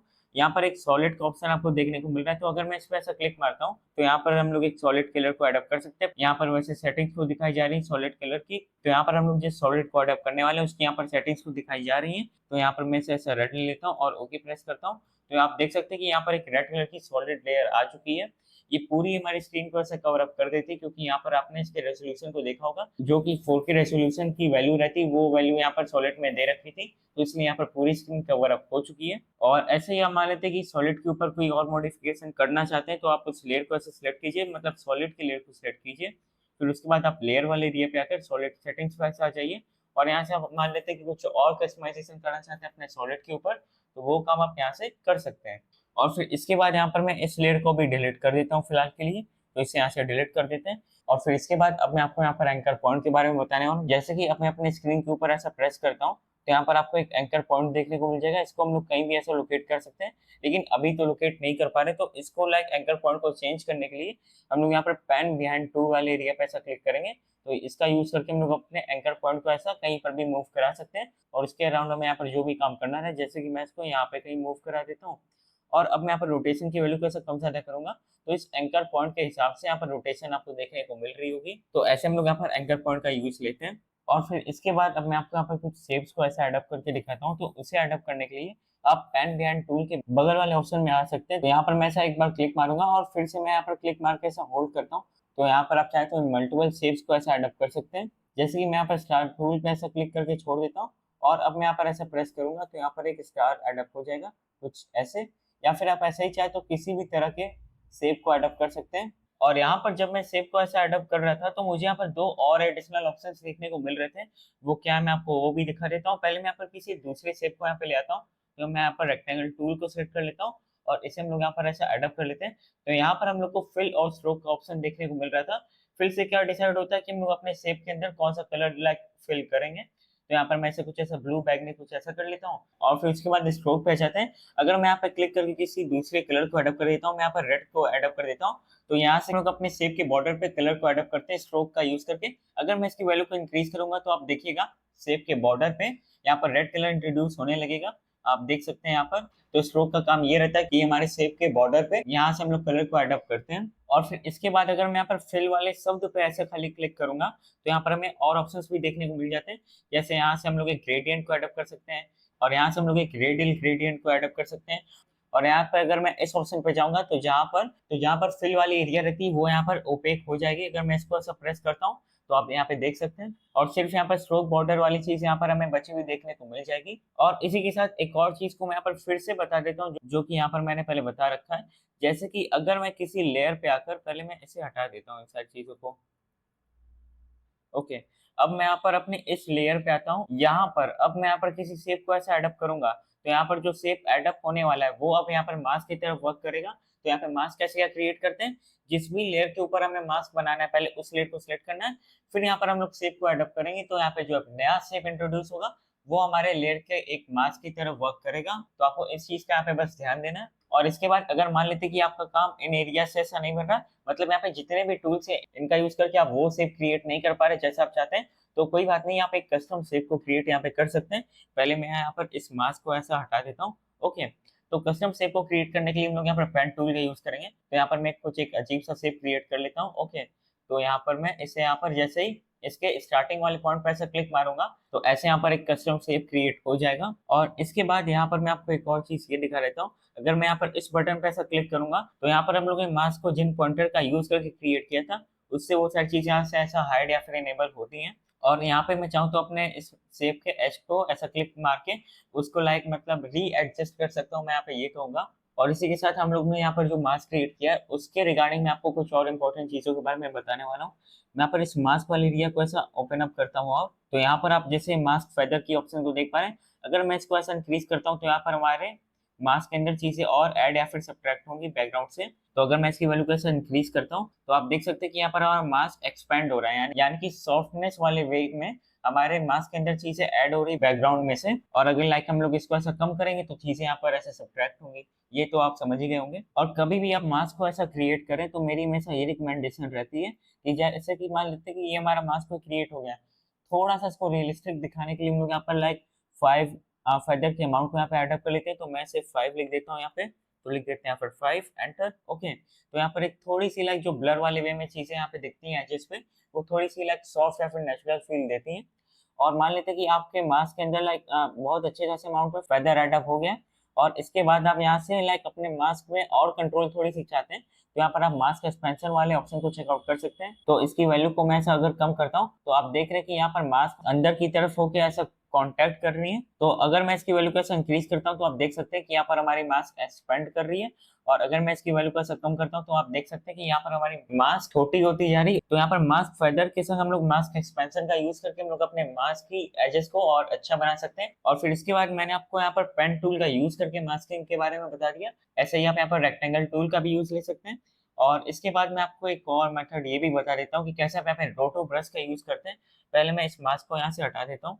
ओके, तो रोटो ब्रश हमारा कहीं यही यहाँ पे लोकेटेड हो रखा रहता है। तो यहाँ पर मैं अपनी व्यूअर स्क्रीन पे ऐसा डबल क्लिक मारता हूँ तो अब यहाँ पर ऐसा मेरा रोटो ब्रश इनेबल हो जाएगा।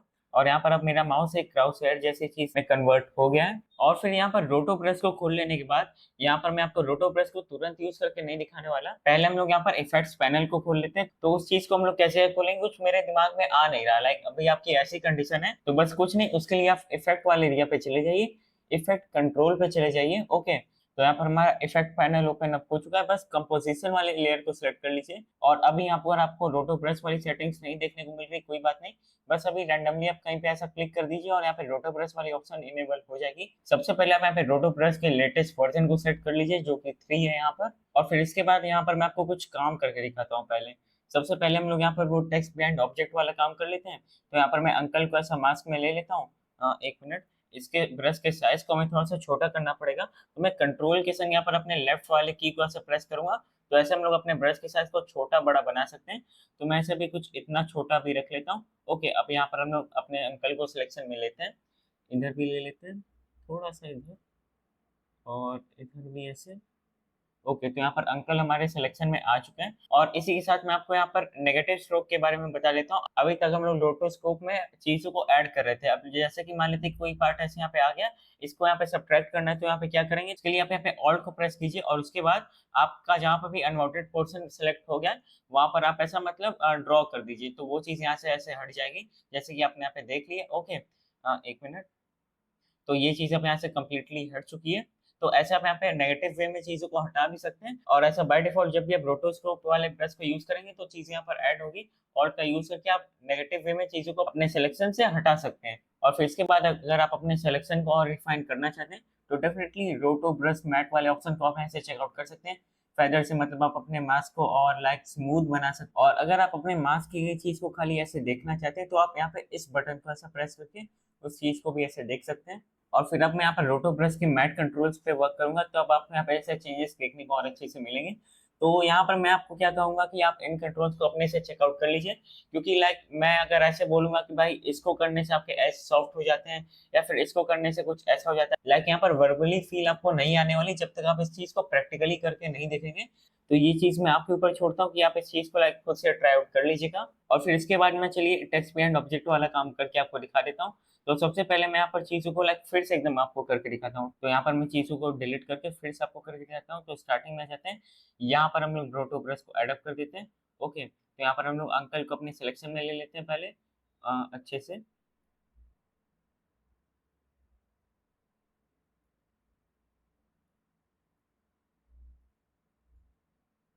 ओके, तो यहाँ पर हमारे अंकल सिलेक्शन में आ चुके हैं। इस वाले पार्ट को हम लोग यहाँ पर हटा देते हैं, कुछ ऐसे।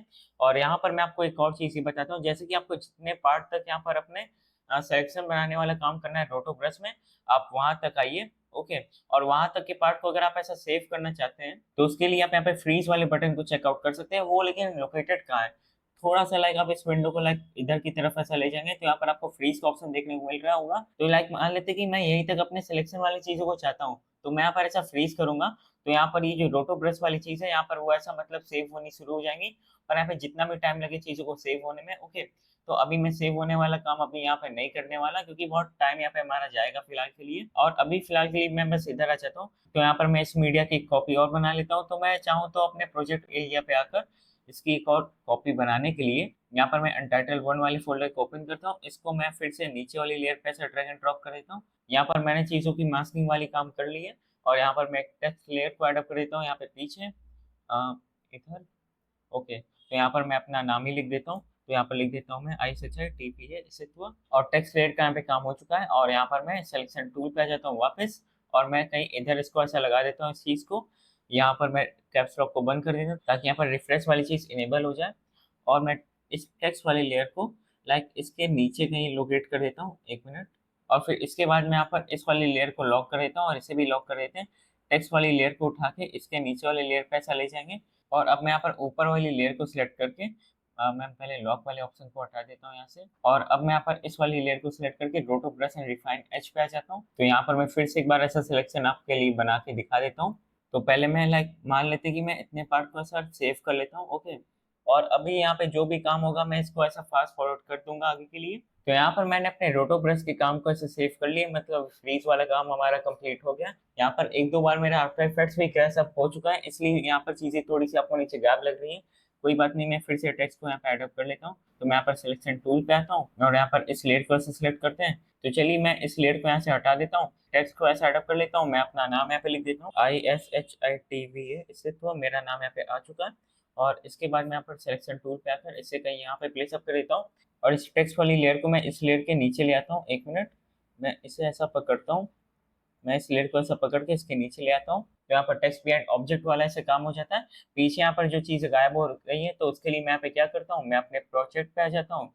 और यहाँ पर मैं इस फोल्डर को ओपन करके इस वीडियो को फिर से इसके नीचे वाले लेयर पे ऐसा ले आता हूँ, ठीक है। तो यहाँ पर चीज़ें सब फिक्स हो जाएंगी, एक मिनट।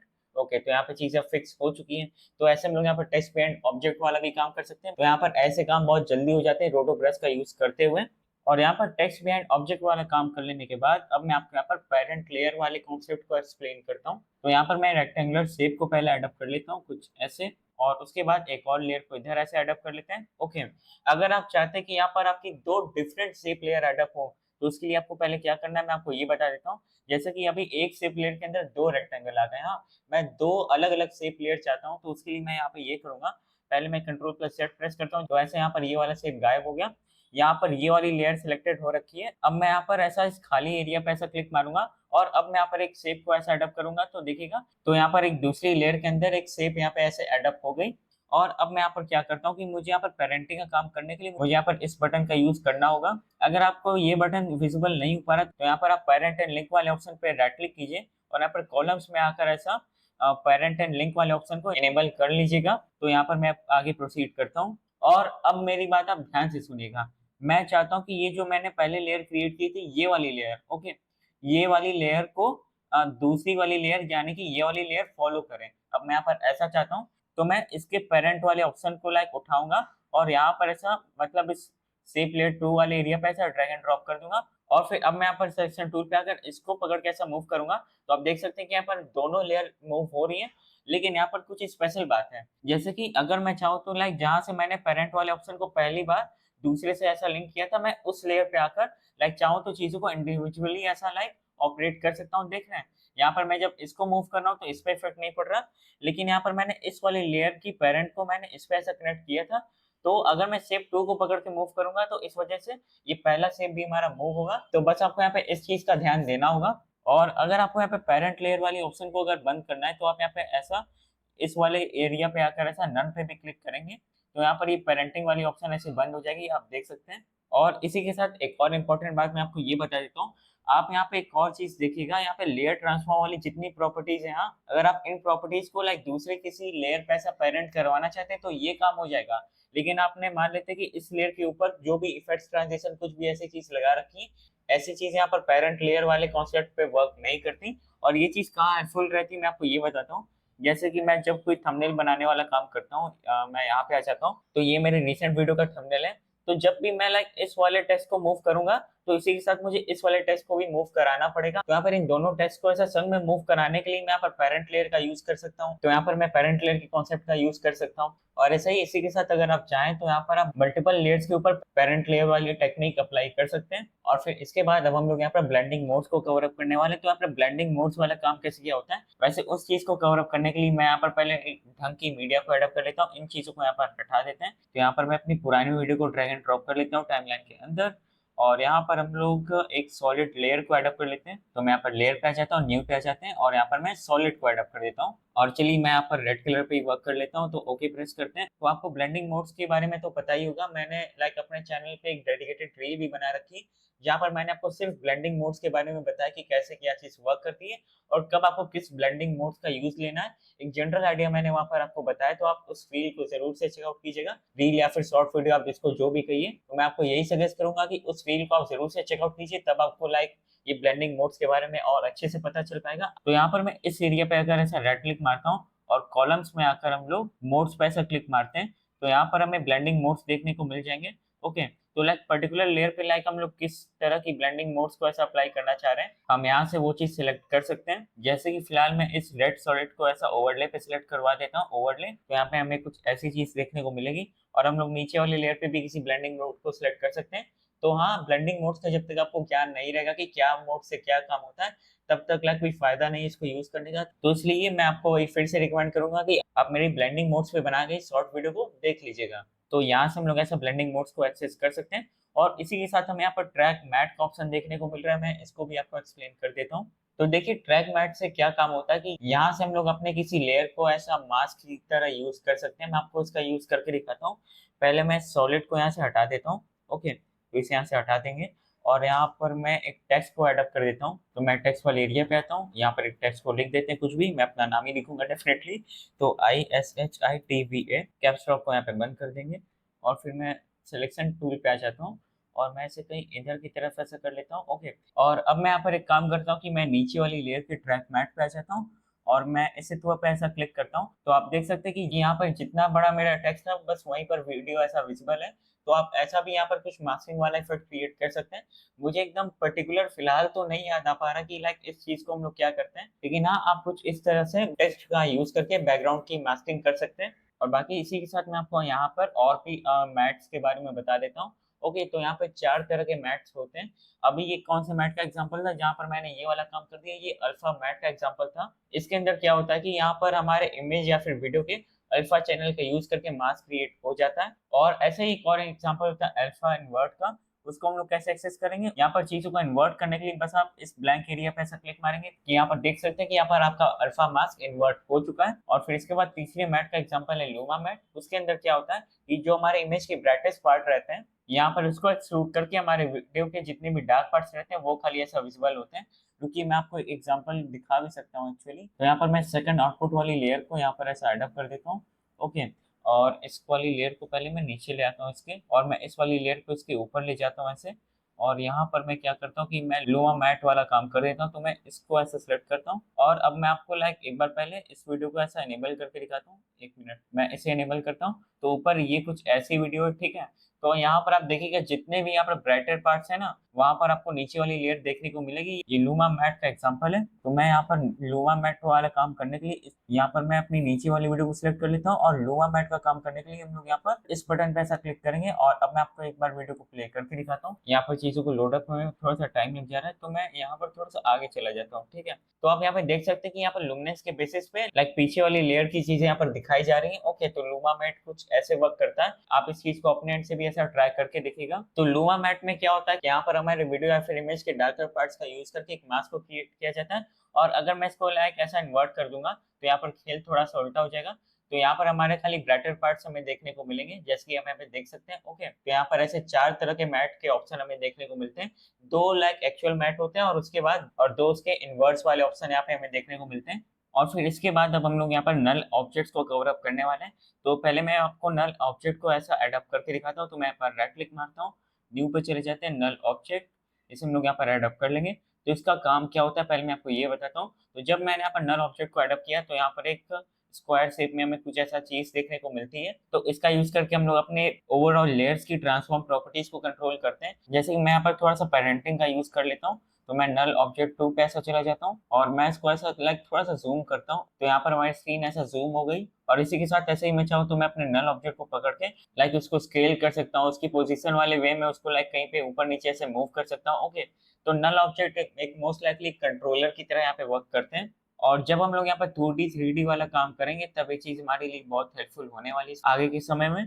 और ऐसे ही आफ्टर इफेक्ट्स के अंदर हमें एडजस्टमेंट लेयर का भी ऑप्शन देखने को मिल जाता है। तो पहले मैं इसे यहाँ पर डिलीट कर देता हूँ, और यहाँ पर मैं इसकी ट्रांसफॉर्म प्रॉपर्टीज को भी रीसेट कर देता हूँ। रीसेट, इसको भी कर देंगे रीसेट, और इसको भी कर देते हैं रीसेट।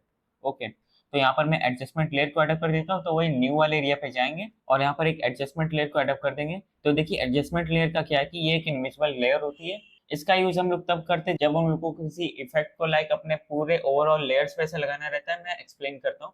जैसे कि लाइक मान लेते हैं कि यहाँ पर मल्टीपल लेयर्स है हमारे टाइमलाइन के अंदर, और फिर उन सभी के ऊपर एज अ ओवरऑल मुझे कोई इफेक्ट लगाना है, तो यहाँ पर मैं एडजस्टमेंट लेयर का यूज करके वो इफेक्ट लगा सकता हूँ। मैं किसी भी इफेक्ट को ऐसा एडजस्टमेंट लेयर पे ऐसा ड्रैग एंड ड्रॉप करूंगा, और एडजस्टमेंट लेयर के नीचे जितनी भी लेयर्स हैं वो सारी ऐसे यहाँ पर इफेक्ट हो जाएंगी।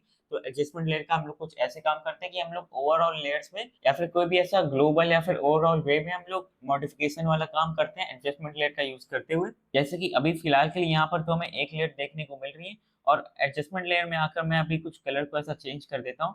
और अब ये एडजस्टमेंट लेयर में आकर मैं कुछ भी ऐसा अभी काम कर देता हूँ। जैसे कि मैं यहाँ पर इफेक्ट्स एंड प्रीसेट पे चला जाता हूँ, और यहाँ पर मैं कलर करेक्शन वाली चीज को यहाँ पे अप्लाई कर देता हूँ। तो यहाँ पर मैं ह्यू और सेचुरेशन को ऐसा अप्लाई कर देता हूँ, या फिर मैं कर्व्स को यहाँ पे अप्लाई कर देता हूँ ऐसा। तो यहाँ पर मैं लाइक इसको लाइक कुछ भी ऐसा ऊपर नीचे करूंगा। तो आप यहाँ पे बस ये वाले वे में समझिए ना कि एडजस्टमेंट लेयर के नीचे जितनी भी लेयर विजिबल रहती हैं उन सब पे ऐसा ओवरऑल हमें चीजों को अप्लाई करना है। तो हम लोग यहाँ पर एडजस्टमेंट लेयर का यूज करके और चीजों को अफेक्ट ऐसा कर सकते हैं। और फिर इसके बाद अब मैं आपको यहाँ पे स्पीड रैंपिंग के बारे में बता देता हूँ, कैसे आप स्पीड रैंपिंग करते हैं, या फिर इस टॉपिक के एक पॉपुलर यूज का नाम बोलूँ तो कैसे आप यहाँ पे स्लो मोशन वाला काम करते हैं। तो चलिए मैं आपको वो यहाँ पे करके दिखा देता हूँ। तो यहाँ पर मैं किसी दूसरी मीडिया को ऐसा ले आता हूँ पहले। तो यहाँ पर मैं एक वीडियो का मैं जुगाड़ कर लेता हूँ और इसे मैं अपने टाइमलाइन में ड्रैग एंड ड्रॉप कर देता हूँ। तो यहाँ पर हम लोग कुछ स्पीड रैंपिंग वाला काम कर लेंगे। तो यहाँ पर स्पीड रैंपिंग वाला काम करने के लिए मैं यहाँ पर इस लेयर को पहले सिलेक्ट कर लेता हूँ, ओके प्रेस कर देते हैं इधर, और फिर लेयर पे आ जाते हैं और यहाँ पर हमें टाइम का ऑप्शन देखने को मिलेगा और यहाँ पे मैं इनेबल टाइम रिमैपिंग वाले ऑप्शन पे ऐसा क्लिक कर देता हूँ। तो यहाँ पर हमें स्पीड रैंपिंग वाले कंट्रोल्स देखने को मिल जाएंगे यहाँ पर।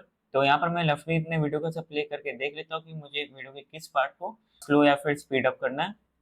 तो मैं यहाँ पर इस वाले पार्ट को ऐसे स्पीड अप कर लेता हूँ, ओके। तो ये यहाँ पर ऐसे जाता है, ओके। तो मुझे यहाँ से लेके, ओके, मुझे कहाँ से स्टार्ट करना है, यहाँ से। तो यहाँ पर पहले मैं की फ्रेम ऐसे एडअप कर देता हूँ, फिर उसके बाद थोड़ा सा आगे हम लोग यहाँ तक की फ्रेम रखते हैं, यहाँ तक, ओके। तो आपको यहाँ पे ऐसी चीज को लाइक समझना है कि कहाँ से लेके कहाँ तक आपको स्पीड रैंपिंग वाला काम करना है।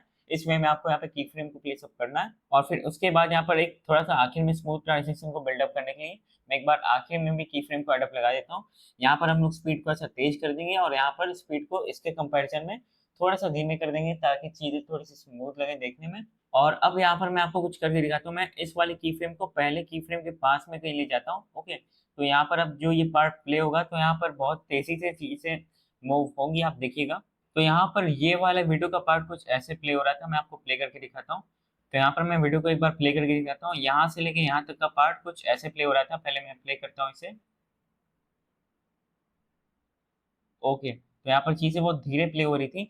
अब मैं इस वाले की फ्रेम को इस वाले की फ्रेम के पास ले जाऊंगा तो यहाँ पर ये वाला पार्ट ऐसा थोड़ा सा स्पीड में ऐसा प्ले होगा। पहले मैं यहाँ पर चीजों को रेंडर कर लेता हूँ, फिर मैं आपको एक बार प्ले करके दिखाऊंगा फाइनली। तो अब मैं यहाँ पर चीजों को प्ले करके दिखाता हूँ। तो यहाँ पर इतना वाला पार्ट अब जल्दी प्ले होगा, फिर इसके बाद वाले पार्ट में चीजें थोड़ा सा स्लो में प्ले होंगी, क्योंकि जो एक्चुअल वीडियो के अंदर भी यहाँ पर चीजें स्लो में प्ले हो रही थी उसके बाद। तो यहाँ पर हम लोग ने वर्क किया, तो ये वाला पार्ट यहाँ पे खाली थोड़ा जल्दी प्ले होगा। मैं इसे प्ले करता हूँ, तो आप यहाँ पे देख सकते हैं। तो ऐसे हम लोग यहाँ पर स्पीड रैंपिंग वाला काम करते हैं। अगर आपको किसी स्पेसिफिक पार्ट को ऐसा स्पीड में प्ले करना है तो आप दो पॉइंट्स को ऐसा अडॉप्ट कीजिए और आप जहां से वीडियो को स्पीड अप करना चाहते हैं, लाइक स्टार्टिंग से या फिर एंडिंग से, आप उधर की तरफ के की फ्रेम को लाइक थोड़ा सा दूसरी की फ्रेम के पास में ले आइए और फिर उसके बाद वो दोनों की फ्रेम के बीच का एरिया पास में होने की वजह से यहाँ पर लाइक उतना पोर्शन थोड़ा स्पीड में प्ले होगा जैसे कि आपने देखा। और अगर मैं इस पार्ट को थोड़ा सा स्लो बनाना चाहता था तो मैं इन दोनों की फ्रेम्स को थोड़ा इतना दूर में कर देता हूँ, तो ये चीजें बहुत ही स्लोली ऐसा प्ले होंगी। मैं आपको प्ले करके दिखाता हूँ। आप देख सकते हैं कि यहाँ पर चीजें बहुत स्लोली प्ले हो रही हैं। ऐसा नहीं कि यहाँ पर चीजों को रेंडर होने में टाइम लग रहा है तो इसलिए ऐसा देखने को मिल रहा है। एक्चुअली में चीजें यहाँ पर बहुत ही स्लोली प्ले हो रही है। तो ऐसे यहाँ पर स्पीड रैंपिंग वर्क करती है। अगर दो की फ्रेम को अगर बहुत ही दूर में ऐसा इंट्रोड्यूस करने की बात कर दूंगा तो यहाँ पर हमारी थोड़ी सी स्लो मोशन वाली इफेक्ट आ जाएगी। अगर मैं दो की फ्रेम्स को ऐसा पास में ले आऊंगा इंट्रोड्यूस करने के बाद तो यहाँ पर हमारी वीडियो थोड़ी स्पीड अप हो जाएगी। तो यहाँ पर बहुत ही सिंपल स्पीड रैंपिंग का काम करना आफ्टर इफेक्ट्स के अंदर। और फिर इसी के साथ मैं आपको एक और चीज ये बताना चाहूंगा, कभी कभी हम लोग कुछ ऐसी फाइल्स पे भी वर्क करते हैं जहाँ पर वो जो फाइल रहती है उसका एफपीएस बहुत ही लो रहता है, लगभग 25-24 एफपीएस की फाइल है। और जब हम लोग उस पर स्पीड रैंपिंग वाला काम करते हैं तो एक बहुत ही क्रैकी सा प्लेबैक हमें यहाँ पर देखने को मिलता है। तो उस चीज को फिक्स करने के लिए आप यहाँ पर फ्रेम ब्लेंडिंग वाले ऑप्शन का यूज कर सकते हैं। इससे क्या होता है कि आफ्टर इफेक्ट्स यहाँ पर अपने एंड से लाइक यहाँ पे जो क्रैकी वाली प्रॉब्लम आती है इसको फिक्स करने के लिए वो खुद से कुछ फ्रेम्स को इंट्रोड्यूस कर देता है, जिससे हमारी वीडियो थोड़ी स्मूथली प्ले हो सके, लाइक रिजल्ट वाइज भी थोड़ी सी स्मूथली यहाँ पर हमें प्लेबैक देखने को मिलती है। तो आप इस फंक्शन का भी यूज यहाँ पे ले सकते हैं। नहीं तो जनरली एक सिंपल सी बात ये समझिए, अगर हाई एफपीएस वाली वीडियो रहेगी तो वहां पर ऐसा स्पीड रैंपिंग वाले काम करने में प्रॉब्लम नहीं रहती। जितनी लो एफपीएस की वीडियो रहेगी उतना वहां पे स्पीड रैंपिंग वाले काम करने में प्रॉब्लम आती है। और इसी के साथ यहाँ पर अगर आप इस ऑप्शन पे ऐसा क्लिक करेंगे तो ऐसे यहाँ पर फ्रेम ब्लेंडिंग इनेबल हो जाती है और यहाँ पर एक थोड़ी सी स्मूथर प्लेबैक हमें देखने को मिलती है। और मैं यहाँ पर इसकी रेजोल्यूशन को थर्ड कर लेता हूँ और अब इसे हम लोग यहाँ पर प्ले करके देखते हैं। तो यहाँ पर मैंने बहुत दूर की फ्रेम लगा रखा है तो इसलिए यहाँ पर चीजें बहुत धीरे धीरे मूव हो रही है, लाइक इतनी धीरे मूव हो रही है कि हमें यहाँ पर पता भी नहीं चल रहा, ओके। तो यहाँ पर ऐसा यहाँ पे कुछ सीन हो रखा है। तो लाइक हाँ, फ्रेम ब्लेंडिंग वाले ऑप्शन को एक बार आप जरूर से चेकआउट कर लीजिएगा जब भी आप किसी लो एफपीएस वाली वीडियो पे वर्क करेंगे तो, क्योंकि इस चीज का अभी तक मैंने कोई नेगेटिव इफेक्ट तो नहीं देखा। हाँ, बस कभी कभी ये रहता है कि लाइक इसको इनेबल करने के बाद भी कभी कभी में कुछ ऐसा एडिशनली थोड़ी स्मूथिंग नहीं देखने को मिलती है, लेकिन कोई नहीं, मैं इनेबल करके हमेशा मोस्टली अपना काम करता हूँ। और डेफिनेटली अपने की फ्रेम एनिमेशन को स्मूथ बनाने के लिए आप अपने पॉइंट्स को ऐसा सिलेक्ट करके राइट क्लिक मार के इजी ईज को ऐसा क्लिक कर सकते हैं। नहीं तो अगर और थोड़ी सी प्रिसीजन चाहिए तो चलिए मैं आपको यहाँ पे ग्राफ के बारे में भी इंट्रोड्यूस कर देता हूँ। तो यहाँ पर आप ग्राफ एडिटर पे से क्लिक करेंगे तो यहाँ पर हमारे जहाँ पर भी की फ्रेम्स लगे रहते हैं वो ऐसा हमें ग्राफिकल मैनर में देखने को मिल जाते हैं। और इसी के साथ अगर आप अपने कीबोर्ड पे इस वाले बटन को ऐसा प्रेस करेंगे तो यहाँ पर जो भी विंडो ऐसा ओपन अप हो रखा रहता है वो मैक्सिमाइज यहाँ पे हो जाता है।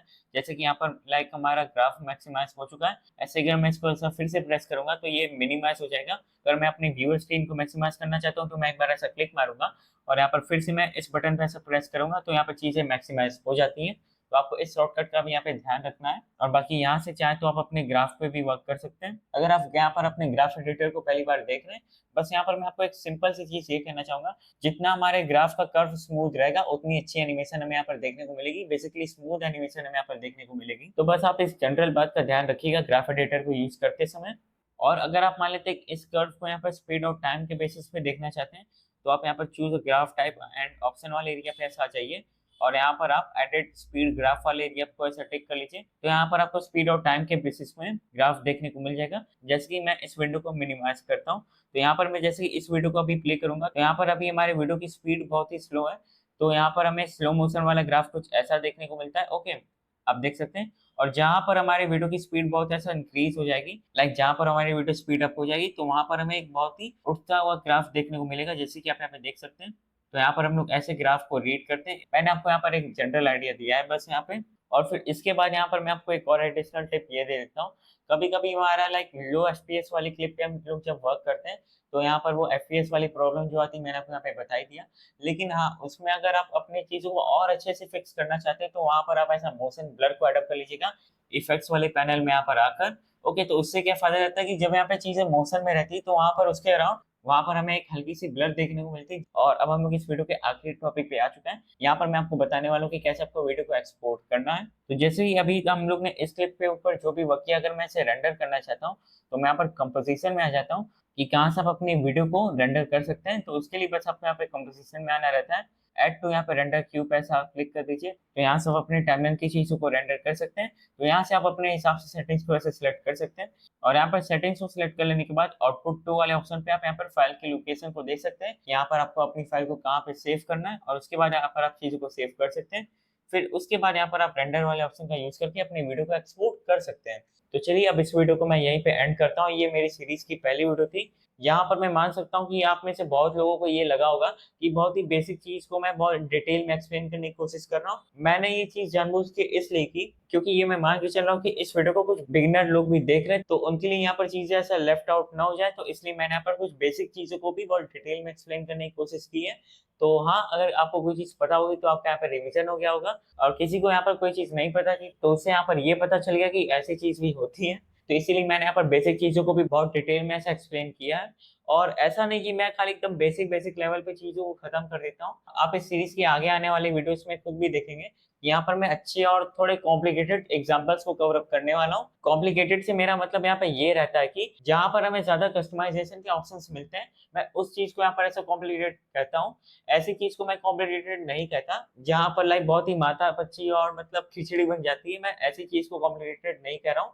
ओके, तो आप यहाँ पे समझ गए होंगे। और अगर आप आफ्टर इफेक्ट्स के संग डाउन रिजॉल्व को भी सीखना चाहते हैं तो आप मेरे चैनल को चेकआउट कर सकते हैं। वहां पर मैंने बहुत ही डिटेल में आपको कलर ग्रेडिंग के टॉपिक को एक्सप्लेन किया है अपनी रीसेंट कलर ग्रेडिंग 2024 वाली सीरीज के अंदर। तो अगर आप डाउन रिजॉल्व सीखने में इंटरेस्टेड है कलर ग्रेडिंग के पर्पज से तो हाँ, आप वीडियोस को चेकआउट कर सकते हैं। ऐसे ही मैंने डाउन रिजॉल्व के फ्यूजन पेज को भी कवर अप किया है और बहुत सारे मैंने यहाँ पर फ्यूजन पेज से रिलेटेड एग्जांपल्स को भी कवर अप किया है। बेसिकली आफ्टर इफेक्ट्स की ये तो मेरी पहली वीडियो है। इसके पहले मैं अपने चैनल पे डाउन रिजॉल्व वाले कंटेंट डालता रहता था। तो इसलिए आप मेरे चैनल को चेकआउट कर सकते हैं अगर आपको डाउन रिजॉल्व सीखना है तो।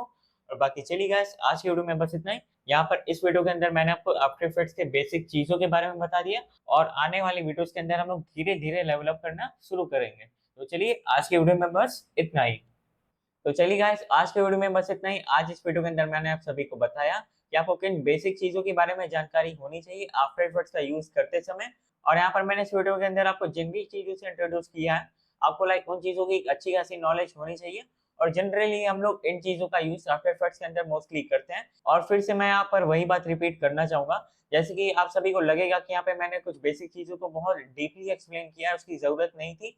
तो मैंने आप सभी को जैसे स्टार्टिंग में बताया था कि यहाँ पर मैं ये मान के चल रहा हूँ कि ये कोई बिगिनर बंदा भी इस वीडियो को देख रहा है तो वो यहाँ पर लेफ्ट अलोन फील ना करे, इसलिए मैंने यहाँ पर बेसिक चीजों को भी थोड़ा डिटेल में जाके कवर अप करने की कोशिश की है।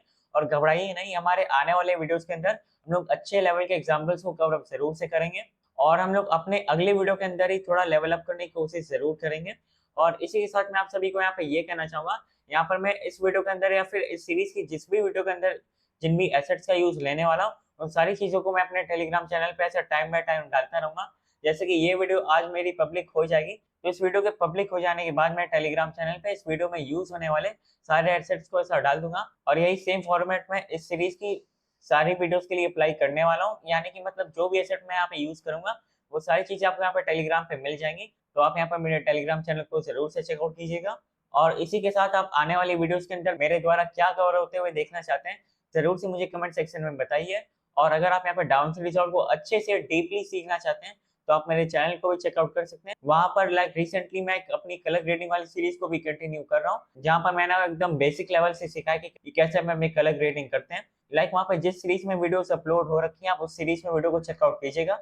अगर आप डाउन सीरीज रिजॉल्व के अंदर फ्यूजन पेज को सीखना चाहते हैं तो आप मेरी उस प्लेलिस्ट को भी यहाँ पे चेकआउट कर सकते हैं। यहाँ पर आई कार्ड में उन सभी की लिंक आ रही होगी। और बाकी कोई भी डाउट क्वेश्चन क्वेरी आप सभी के पास यहाँ पे बची हुई है तो कमेंट सेक्शन आप सभी के लिए खुला हुआ है, तो वहां पर आप उन सारी चीजों को मुझ तक कन्वे कर सकते हैं और मैं जरूर से आपके क्वेश्चंस का रिप्लाई दूंगा। और बाकी चलिए गाइस, आज की वीडियो में बस इतना ही। आशा करता हूँ आप सभी को आज की वीडियो इन्फॉर्मेटिव लगी होगी। तो अगर आप सभी को आज की वीडियो इन्फॉर्मेटिव लगी तो आप इस वीडियो को लाइक कर सकते हैं। मेरे चैनल पे न्यू तो आप मेरे चैनल को सब्सक्राइब भी कर सकते हैं। मैं मिलता हूँ सभी से अगली वीडियो में, तब तक के लिए धन्यवाद।